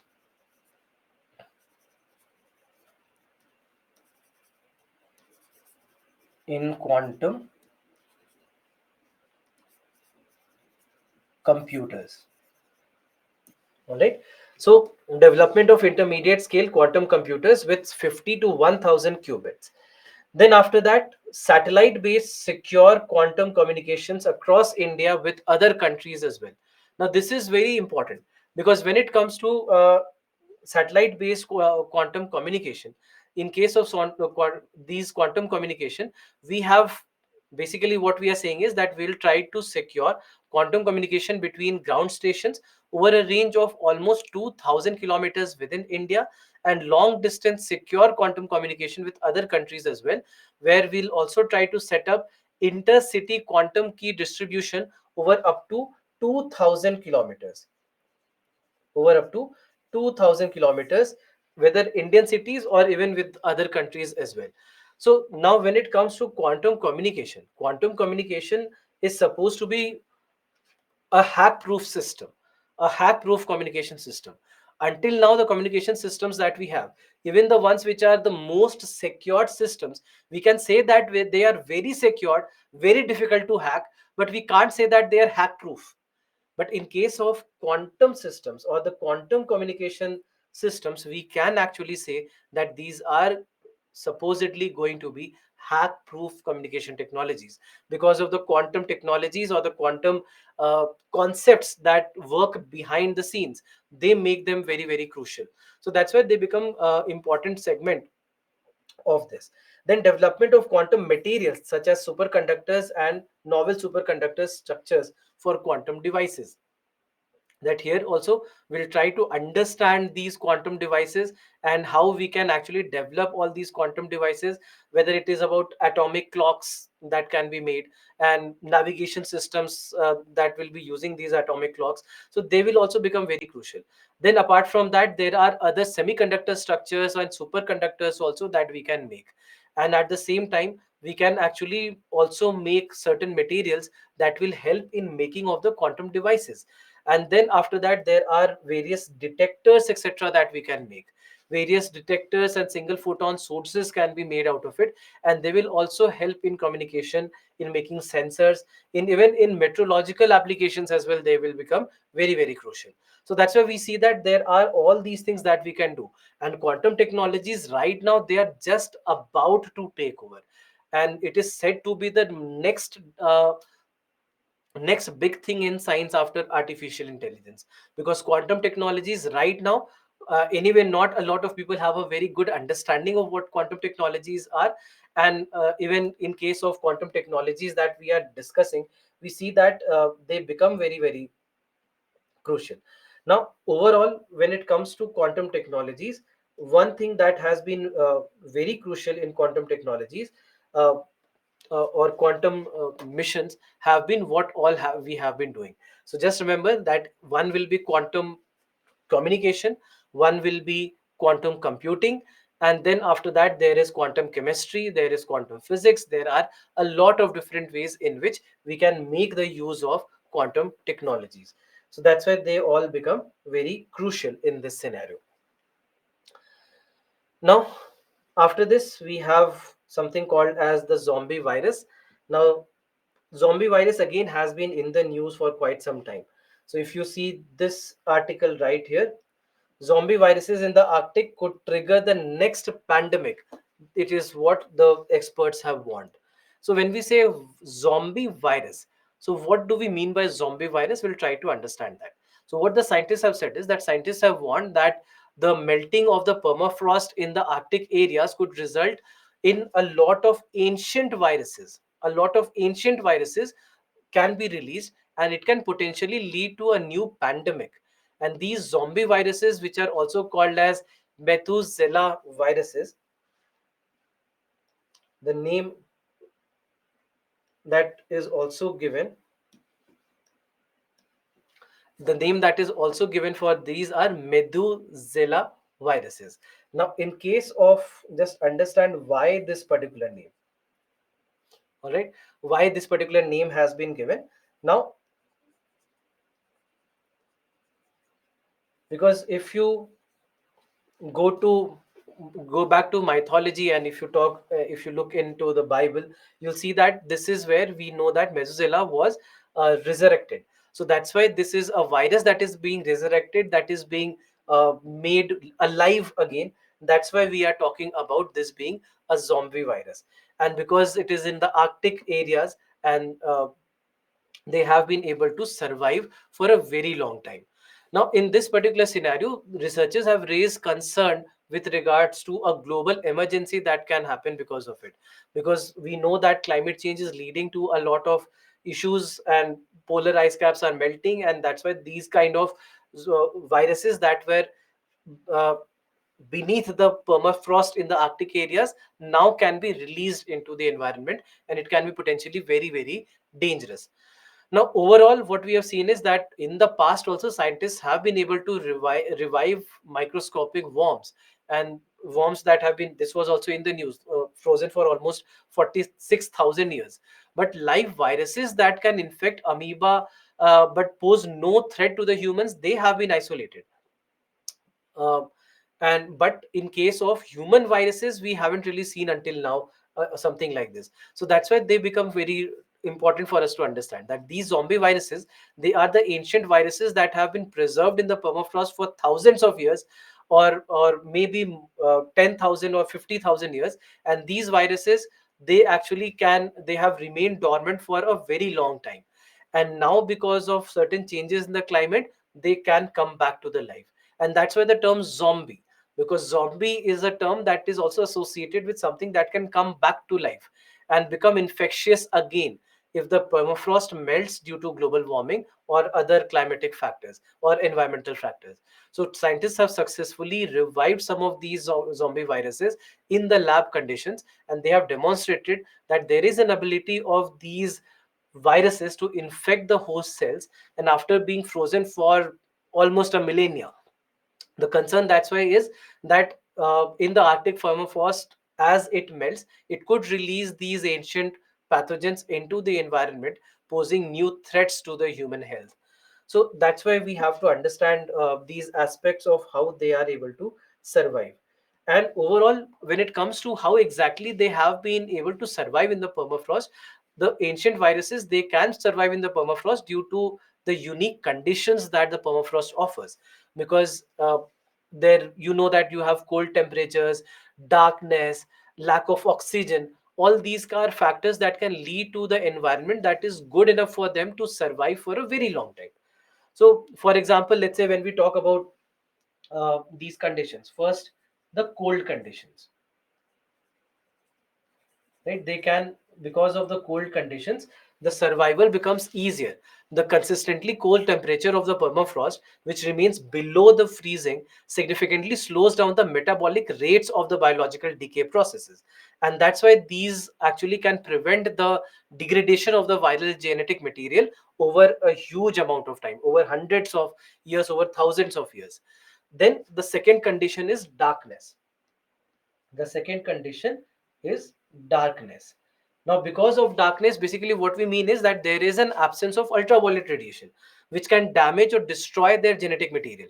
Now, without any exposure to the ultraviolet light, the structural integrity of the virus and the DNA or the RNA material will be maintained very well. So, when we say darkness, darkness basically means absence of absence of ultraviolet rays that can destroy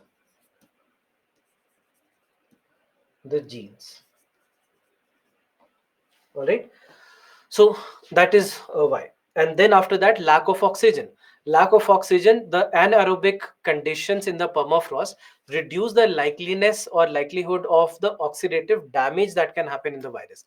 Oxygen can actually produce reactive species that can damage the biological molecules, and that's why in the absence of oxygen, it helps to preserve the virus. All right. So that's why absence of oxygen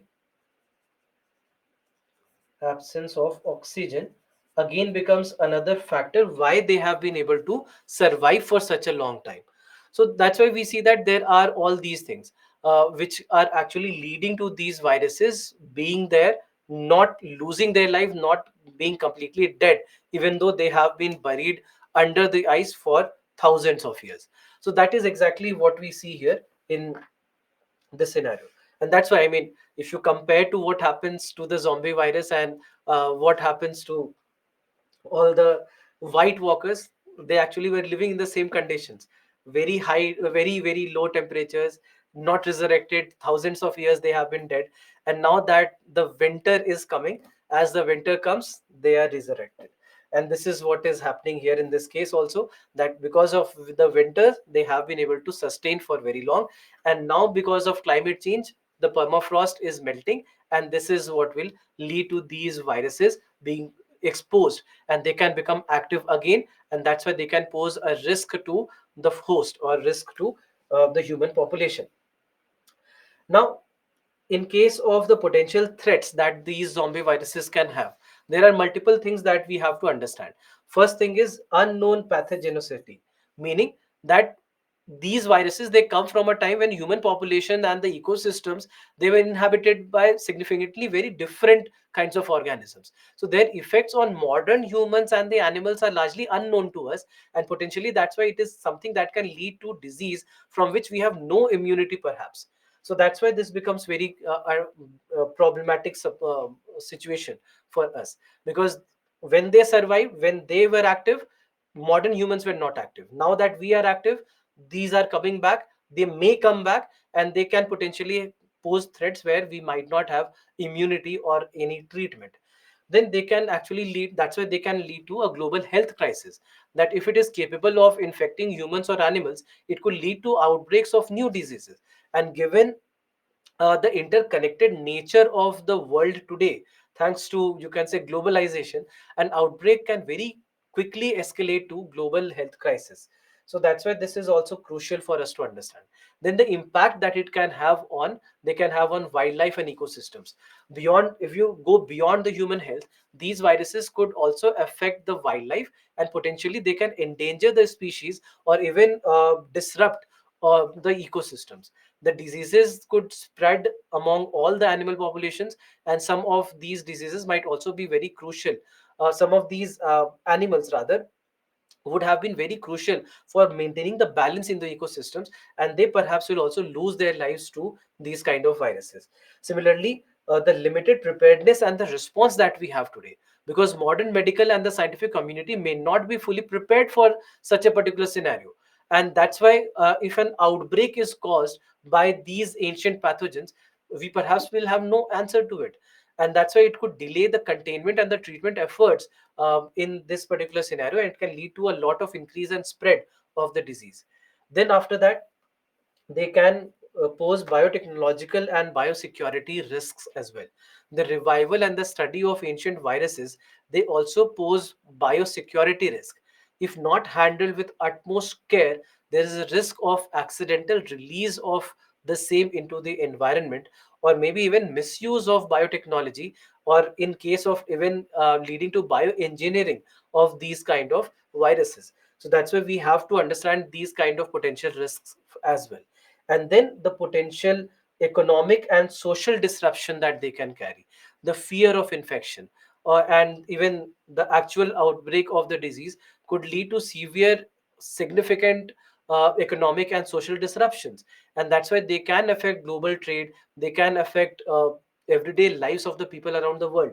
Look at what we have seen in case of COVID-19, and what can happen in a certain scenario similarly in the future as well. So that's why we need to understand all these aspects and how it can potentially lead to a lot of problems in the future also. Then a small topic, positronium. Now, this positronium has been in the news because an international team at CERN successfully has been able to demonstrate the cooling of positronium. So, what is the cooling of positronium? We'll discuss this. And this is a unique atomic system that consists of, just understand, positronium. Positronium is nothing but a system where you have a system made of positron and electron. So, this was the news. The news is that in a first, CERN scientists carry out laser cooling of positronium. So when we say positronium, the meaning of positronium is a system like this, where you have a system of an electron and a positron. So we have a system of an electron and a positron. So electron and positron, so exotic atom consisting of an electron and a positron, which are antiparticles of each other. Just understand this. Normally, what do you know about an atom? That an atom will have electrons, protons, and neutrons. Here we are saying not electrons, protons, and neutrons, but electrons and positrons. So positrons basically are said to be antiparticles. When we say something is an antiparticle, the meaning of antiparticle is same mass and opposite charge. Same mass and opposite charge. Now, in case of electrons and protons, they do have opposite charges, but they don't have the same mass. Protons are almost 2000 times heavier than an electron, so they don't have a same mass. But electrons and positrons, they have the same mass. All right, they have the same mass. Now, these positrons, when they come along with electrons, they form positronium. Now, this positronium is a kind of, you can say, a very unique atomic bound system where you have electrons and positrons. Now, positrons basically have a half life of just 142 nanoseconds. All right, they have a half life of 102 nanoseconds. Half-life meaning that this is the time in which they would reduce to half of their original mass. That if originally there was 100 grams of positronium, then in 142 nanoseconds you will be left with only uh, half of it. All right, so that's why we say that 142 nanoseconds is the half life. So that's why they are very short lived atomic system. The experiment that happened, it took place at the European Organization for Nuclear Research, as we call it as CERN. And this CERN basically made this basically becomes a very important aspect towards some of the researches that we have been doing. Now, in this result, I mean, the breakthrough in such a particular process could lead to having a better insight into the atoms, a very high precision insight into the atomic nucleus, and applications which are beyond physics, which we perhaps do not know about. So, largely, when it comes to these kind of experiments, largely when it comes to these kind of experiments, these experiments will be very, very important in making us understand about we can know about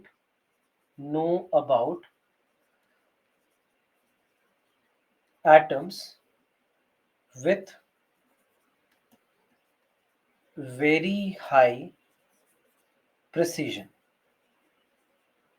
All right, it will help us know about atoms with very high precision. So that is basically what we have seen in this particular scenario, and they have been using various techniques to achieve this cooling, and then finally they have been able to achieve the cooling in the for the first time. Now, in this particular scenario, the achievement is expected to also facilitate a very, very important aspect for quantum electrodynamic studies as well. Quantum electrodynamics. All right. So, another term that has been mentioned in the article itself is quantum electrodynamics. Another concept which is related to the same quantum mechanics or quantum physics. Now, quantum mechanics, I mean, the concepts of quantum mechanics are pretty difficult to understand. It's very difficult to say what exactly quantum mechanics and how the rules of quantum mechanics are, but don't worry about that a lot. Just think of this. We are saying that it is something that describes how light and matter particles interact. That's it.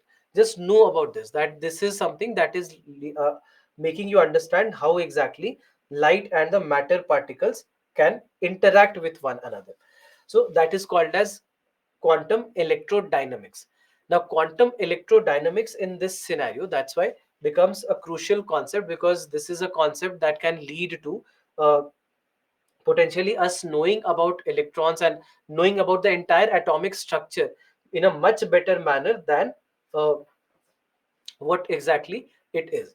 Now, overall, when it comes to this research will help us in knowing about a lot of new aspects, knowing us whether it is better precision in case of atoms. So, better precision in atoms also means that there will be better understanding of medical imaging as well. So, it will help in medical better imaging of the better medical imaging of the human body. Now, when it comes to quantum electrodynamics, just understand this as a rule book of how light, such as sunlight, for example, and matter, such as electrons, would interact with one another. How would they talk to one another? So, a simple breakdown, if I tell you, it is nothing but just imagine light. All right. So, we know that light is made of packets of particles called as photons.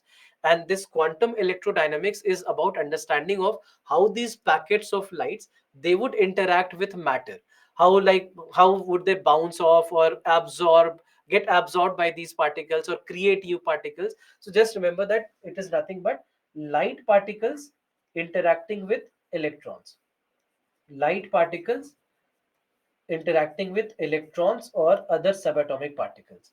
So that interaction basically is given by quantum electrodynamics.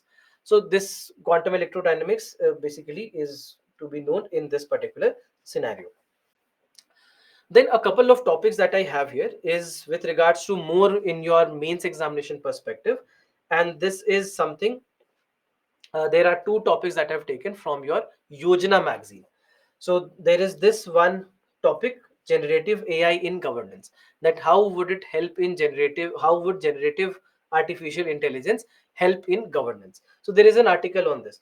The entire, I mean, just to let you know about this, this entire uh, February edition of the Yojana magazine is on artificial intelligence. Various aspects of artificial intelligence. This entire magazine is only about artificial intelligence. So I've picked two very, very important articles that we had in this particular uh, edition of February month. So first is the use cases of generative artificial intelligence in governance. Where exactly do we see that governance can get some help from generative artificial intelligence? So what are the opportunities that the government has with regards to generative artificial intelligence? First, automating internal processes. Generative artificial intelligence can automate various government internal processes. It can enhance the activity or the efficiency of governance, and it can reduce the need for manual intervention. So it becomes very crucial there. Then at the same time, it can also help in enhancing the stakeholder experiences. By creating the platforms for query resolution, citizens can actually check the status of their service request without even having a direct interaction with the government employees, leading to very fast resolutions. Then it can also help us in improving the responsiveness and the flexibility. Leveraging generative artificial language models can also help us in understanding various different stakeholder needs, targeting them with suitable services, and also help in resolving the request promptly. Then, enhancing the citizen engagement platforms, where we see that it can help us in creating communication documents, tailor the interactions, and also foster long-term relations with the citizens on the platforms. Like, for example, if you think of the apps like the MyGov app, so these kind of apps can also get the help from generative AI, artificial intelligence. Then it can also help us in providing real-time analytical reports, that real-time insights for the decision makers, aiding in the faster and maybe more informed decision making can be done with regards to this. So that's why better and faster, it will help in better and faster decision making.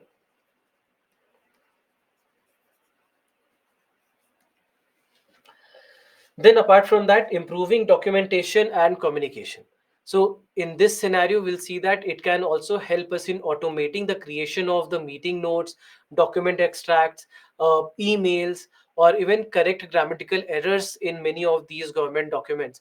And significantly, it will help us in saving time and improve the clarity of all these government documents and communications as well. So, that's why we see that there are a lot of opportunities for the government when it comes to the use of generative artificial intelligence. Then, apart from that, the innovative applications that government of India can use, because what we see is that throughout the world there are certain areas where we have seen that some countries have used these already. So, for example, let's say we have seen that in United States, in Singapore, in Yokosuka city in Japan. In all these cases, we have seen that the administrative systems have started using Chat GPT. So they have been using Chat GPT and other generative AI tools in administrative systems. Similarly, there is a case that has been discussed of Estonia, where we see that the matching job seeker, they have been able to match the job seekers with the employers. Traffic management is being used, and even processing of the small claim disputes also are being done with the help of generative AI. Then, similarly, what we see is that in Singapore, there is a Smart Nation initiative that employs artificial intelligence for traffic management and early and urban planning.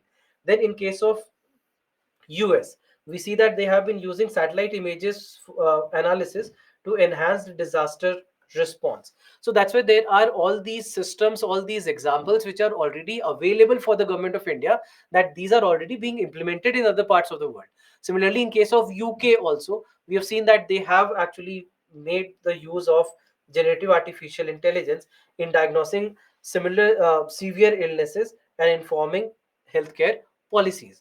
So that's why we see that there are multiple different ways in which they can actually make the use of all these scenarios. So that's why the government actually can use these examples to their advantages. And then lastly, if we are going to use all this, what are the challenges for the government? Where are these challenges for the government? First, when we look at the challenges, first, the veracity of the outputs. The accuracy of the generative AI outputs depend on the quality of the data that has been fed to them.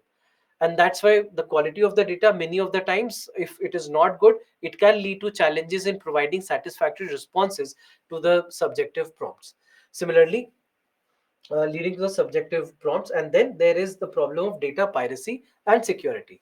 Exposing the organizational data to generative AI systems will require very careful consideration so that we can avoid the breaches of piracy and all the internal information assurance protocols as well. Then there are ethical considerations, that governments must also address the fair principles. Fair meaning, when we talk about the fair principles,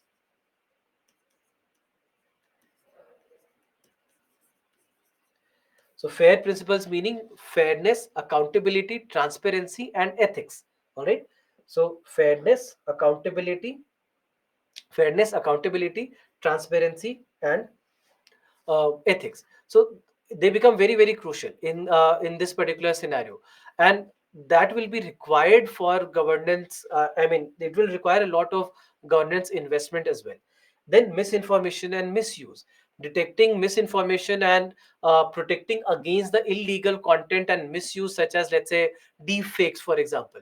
It would require automated and the human surveillance mechanisms, and this will be required so that any kind of error or any kind of misuse rather can be taken out of these kind of areas. So the government will need to ensure that the employees are understanding how to use it, the employees are being upskilled, and they understand how to leverage generative AI platforms for operational uh, activities. So that's why it will become very very crucial, and a lot of activities can actually help in one way or the other in enhancing how AI can be used in these cases. Similarly, what we see is that there was another article with regards to how AI can be used in citizen services. So, in case of citizen services, what we see is that there are uh, various ways in which they can actually get the use. So, this was the name of the article: Role and Scope of Artificial Intelligence for Citizen Services. Now, in case of this scenario, we see that there are various aspects that has been mentioned in this article. First, how artificial intelligence can be used in Digital India initiative. That artificial intelligence is pivotal in e-governance, in enhancing digital infrastructure, and in bolstering the technology to use in public services. So that's why by integrating AI with, let's say, Aadhaar enabled services, the government can aim for efficient and secured service delivery. And that's why in that case they can enhance the privacy and the integrity of the individual identity information. Similarly, artificial intelligence role in DigiLocker and government mobile applications to improve user experience and to streamline the processes and to foster the communication between government and the citizens. Ultimately, it will support the vision of the digital and the paperless ecosystem that we want to create. So that's why there are two aspects: the Aadhaar linked services,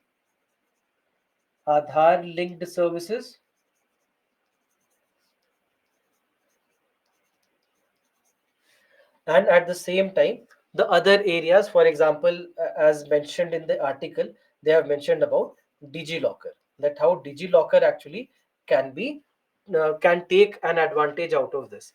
Then after that, artificial intelligence in public safety and security. That artificial intelligence application can extend to predictive monitoring, in emergency response optimization, and in disaster management as well.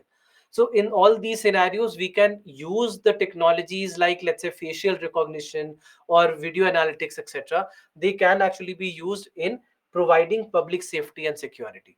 Then at the same time, it can enhance the security measures. It can help in early detection of potential risks, and it can also help in improving the emergency response systems, in contributing significantly to public safety in and security. So that's a two very very very important aspects of how it can help in emergency response, in disaster management, and how it can use facial recognition and video analytics in these kind of scenarios. So that's why digital disaster management especially is where it can be used, and where facial recognition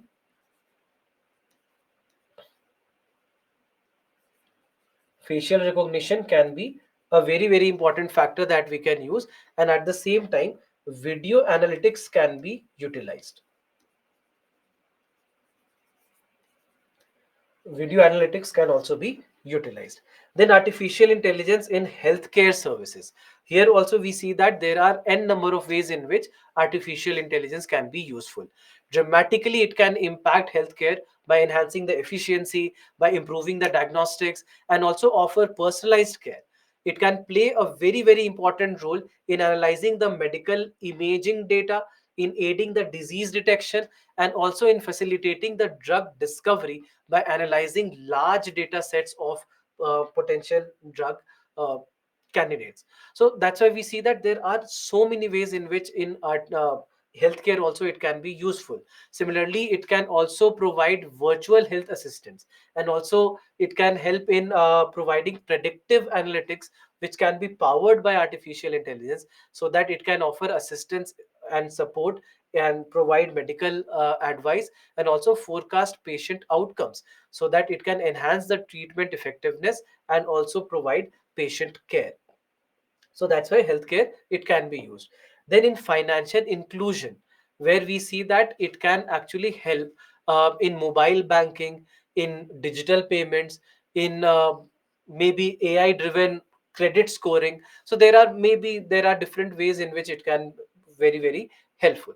At the same time, it can also help in a lot of different ways. For example, it can help in understanding the credit worthiness of somebody, and it can employ advanced systems that can also help in providing better facilities with regards to, let's say, mobile banking and financial services.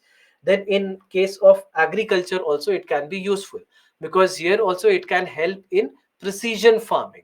It can improve the crop yield, it can enhance the farming efficiency, and at the same time with the help of sensors or drones or satellite images, AI can perform or provide real time data on soil condition, on weather patterns, or even on understanding what kind of market exists currently. So that's why it can help in all these scenarios. It can make models predicting the crop yield. It can predict even pest outbreaks, and even it can optimize the planting times and optimize the irrigation and provide accurate weather and forecast in the farming decisions, in making the farming decisions. And then in education and skill development also it can be very useful, because it can help in personalizing the learning experiences.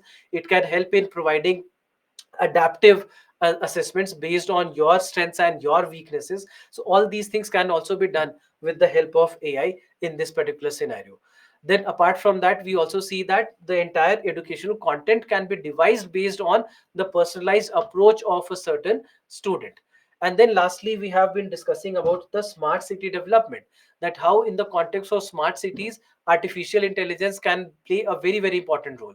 They can help in optimizing of the infrastructure, they can help in optimizing traffic, they can help in waste management. So there are so many ways in which they can also help. So that's why there are so many ways, and all these things have been mentioned in this particular article. Then in case of, so sorry, we have gone little outside the scope of time. I might need 10 minutes more to complete what we are discussing, so please bear with me for 10 more minutes. I'll be able to cover the topics. I don't really because all these topics which are left, these are one liner topics about the Akash missiles and a new kind of genome editing, etc. So these are smaller topics, so please bear with me for maybe 10 minutes more. So, in case of genome editing, this again is an article that we had uh, um in the Science Reporter. So, in Science Reporter, this was an article: Prime Editing Towards More Precise Targeted Genome Editing. Now, I'm sure you have heard of CRISPR-Cas9. For a very long time, it has been in the news, right? For at least past 10 years, it has been constantly in the news. So now, in case of CRISPR-Cas9, it has been in the news. UPSC has asked questions from here a couple of times. There is an advanced version of CRISPR-Cas9 which is called as prime editing. So prime editing is a revolutionary gene editing technology that represents a very significant advancement over the previous method that has been used, such as CRISPR-Cas9. Now, in this case, I mean, this prime editing for the first time was reported in a 2019 study that was done by MIT. Now, this technique basically becomes much more precise and versatile in making the changes to the DNA of a living cell. And potentially, it can overcome some of the limitations and the challenges that have been associated with the earlier gene editing tools like the CRISPR Cas9. So, So what we basically see is that it tries to combine the targeting capabilities of CRISPR-Cas9 with a novel mechanism for editing of the DNA sequences. Now, here what we basically are saying is that this is more precise and versatile. All right, this you can say is more precise and versatile. All right, it is more precise and versatile, and that's why it is much better in making the changes in the DNA. So unlike CRISPR-Cas9, which introduces breaks at specific locations in the DNA, it relies on cell's own repair mechanism, and relies on cell's own repair mechanism. What we see is that it uses a catalytically impaired Cas9 fused to an engineered reverse transcription enzyme. I'll tell you what exactly the meaning is. Now, in this scenario, what we basically see is that when it comes to prime editing is different, or let's say you can say an improvement upon what we have seen until now in case of CRISPR-Cas9. So in case of CRISPR-Cas9, we see that Cas9 acts like a molecular scissor, and it is able to make the changes. It makes the cuts wherever required, and then after that, it is able to do its job. Now, here what we see is that in this scenario, it is guided by the target size of a specifically designed RNA molecule, which is known as the prime editing guide RNA, all right, or PEG RNA. It is called as the prime editing guide RNA, and it directs not only Cas9 to the target but also contains the template for the desired edit. So whatever edit has to be done, it already contains that template so that the edit can be done much easily. Now, once the prime editing complex is able to bind the DNA target, the reverse transcriptase basically reads the template sequence from the PEG RNA and then synthesizes the corresponding DNA with the new sequence. And in this case, what they basically do is that they directly write the new information on the target site. Just know this, that directly they directly write the new sequence they directly write the new DNA sequence or information to the target site. So new sequence, or let me make it simpler, new information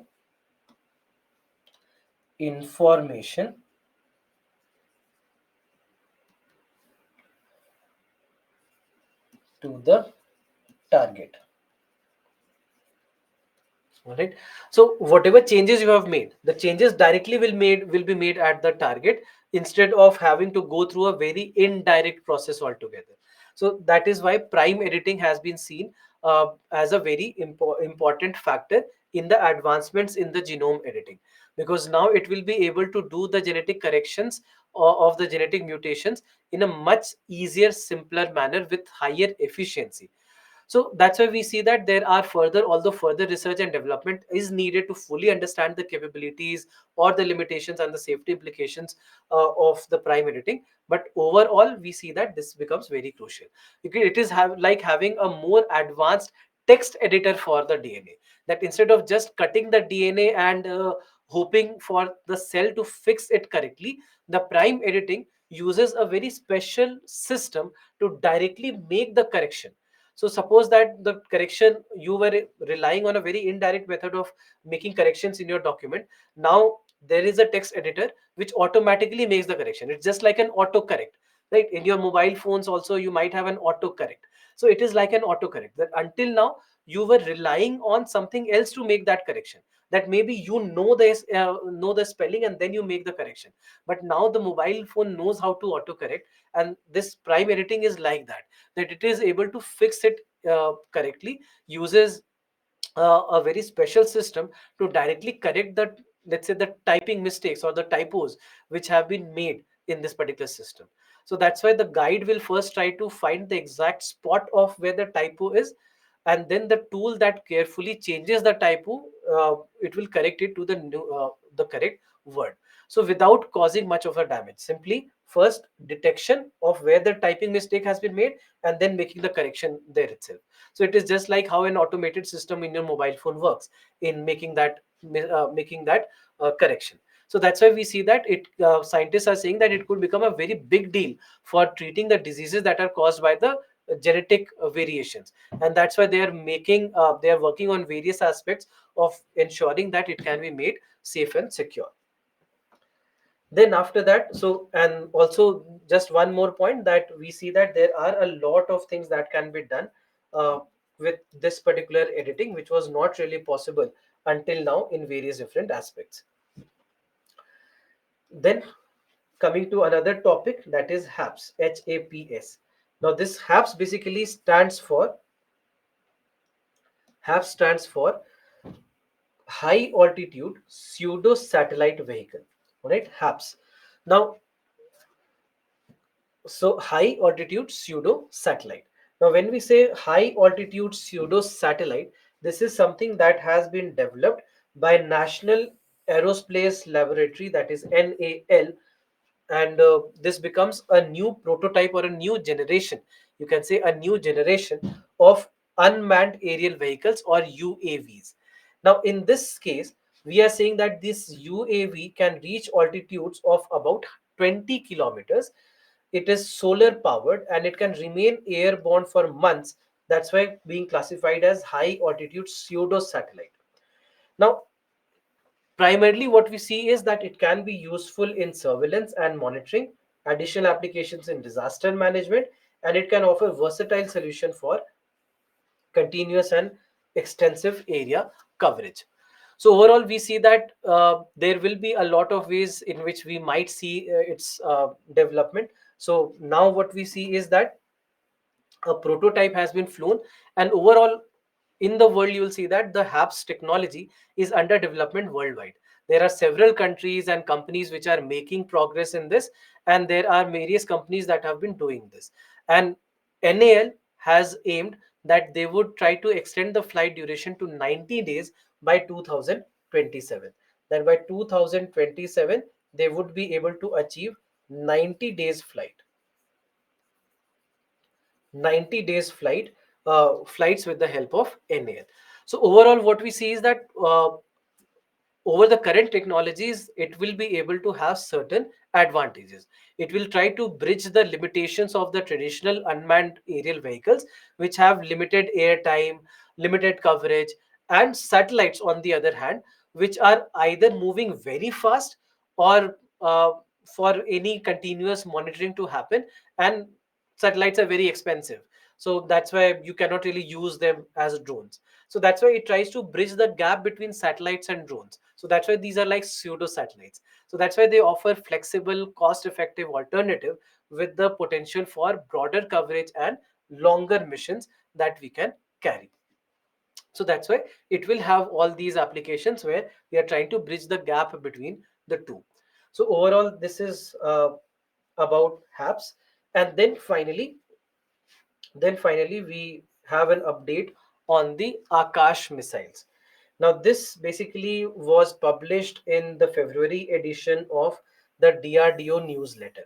So, in the newsletter, they have mentioned about the successful flight test of new generation Akash missiles. So, that's why the name of this missile is Akash NG. Akash NG, that is new generation of Akash missile. Now, in case of new generation Akash missile, there are certain things that have been in the news, that it has been described as state of the art missile system capable of intercepting high speed agile aerial threats, making a significant advancement in air defense capabilities.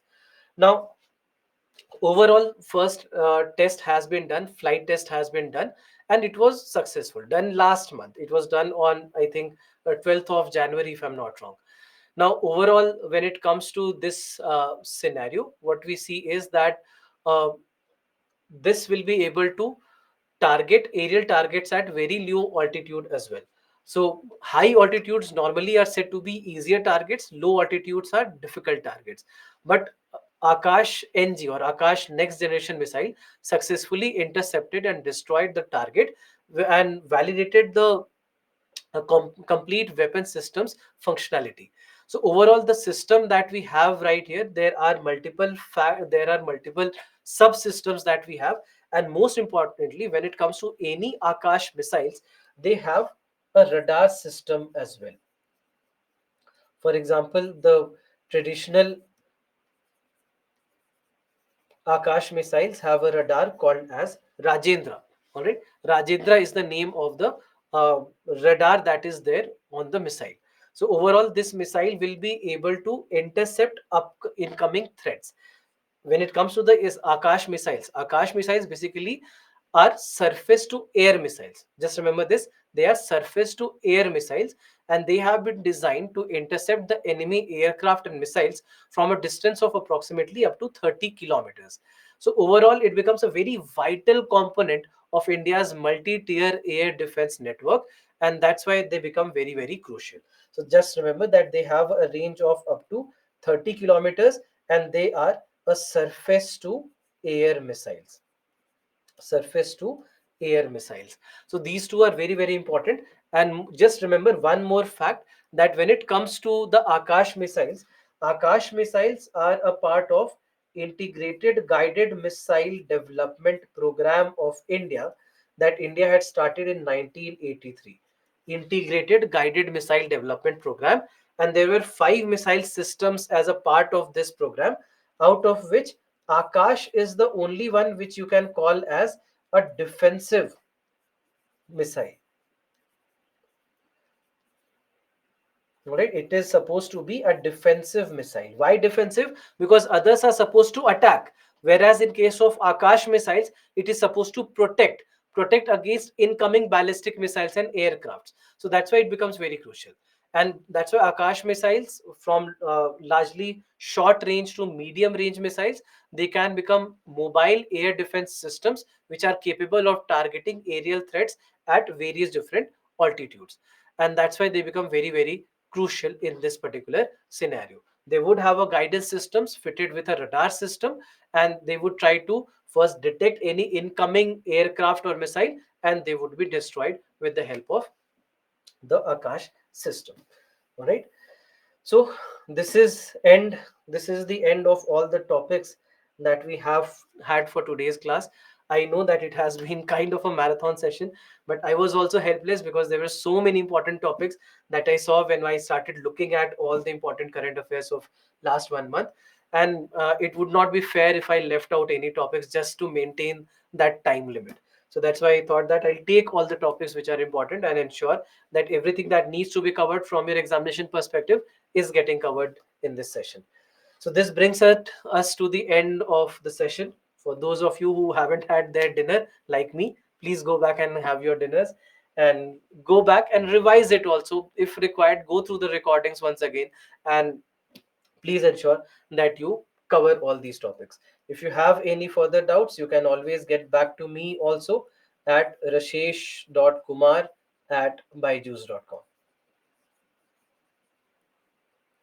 All right. So this brings us to the end of our lectures. Thank you very much for being patient and sitting here throughout the lecture. And this is the end. Thank you very much. Good night.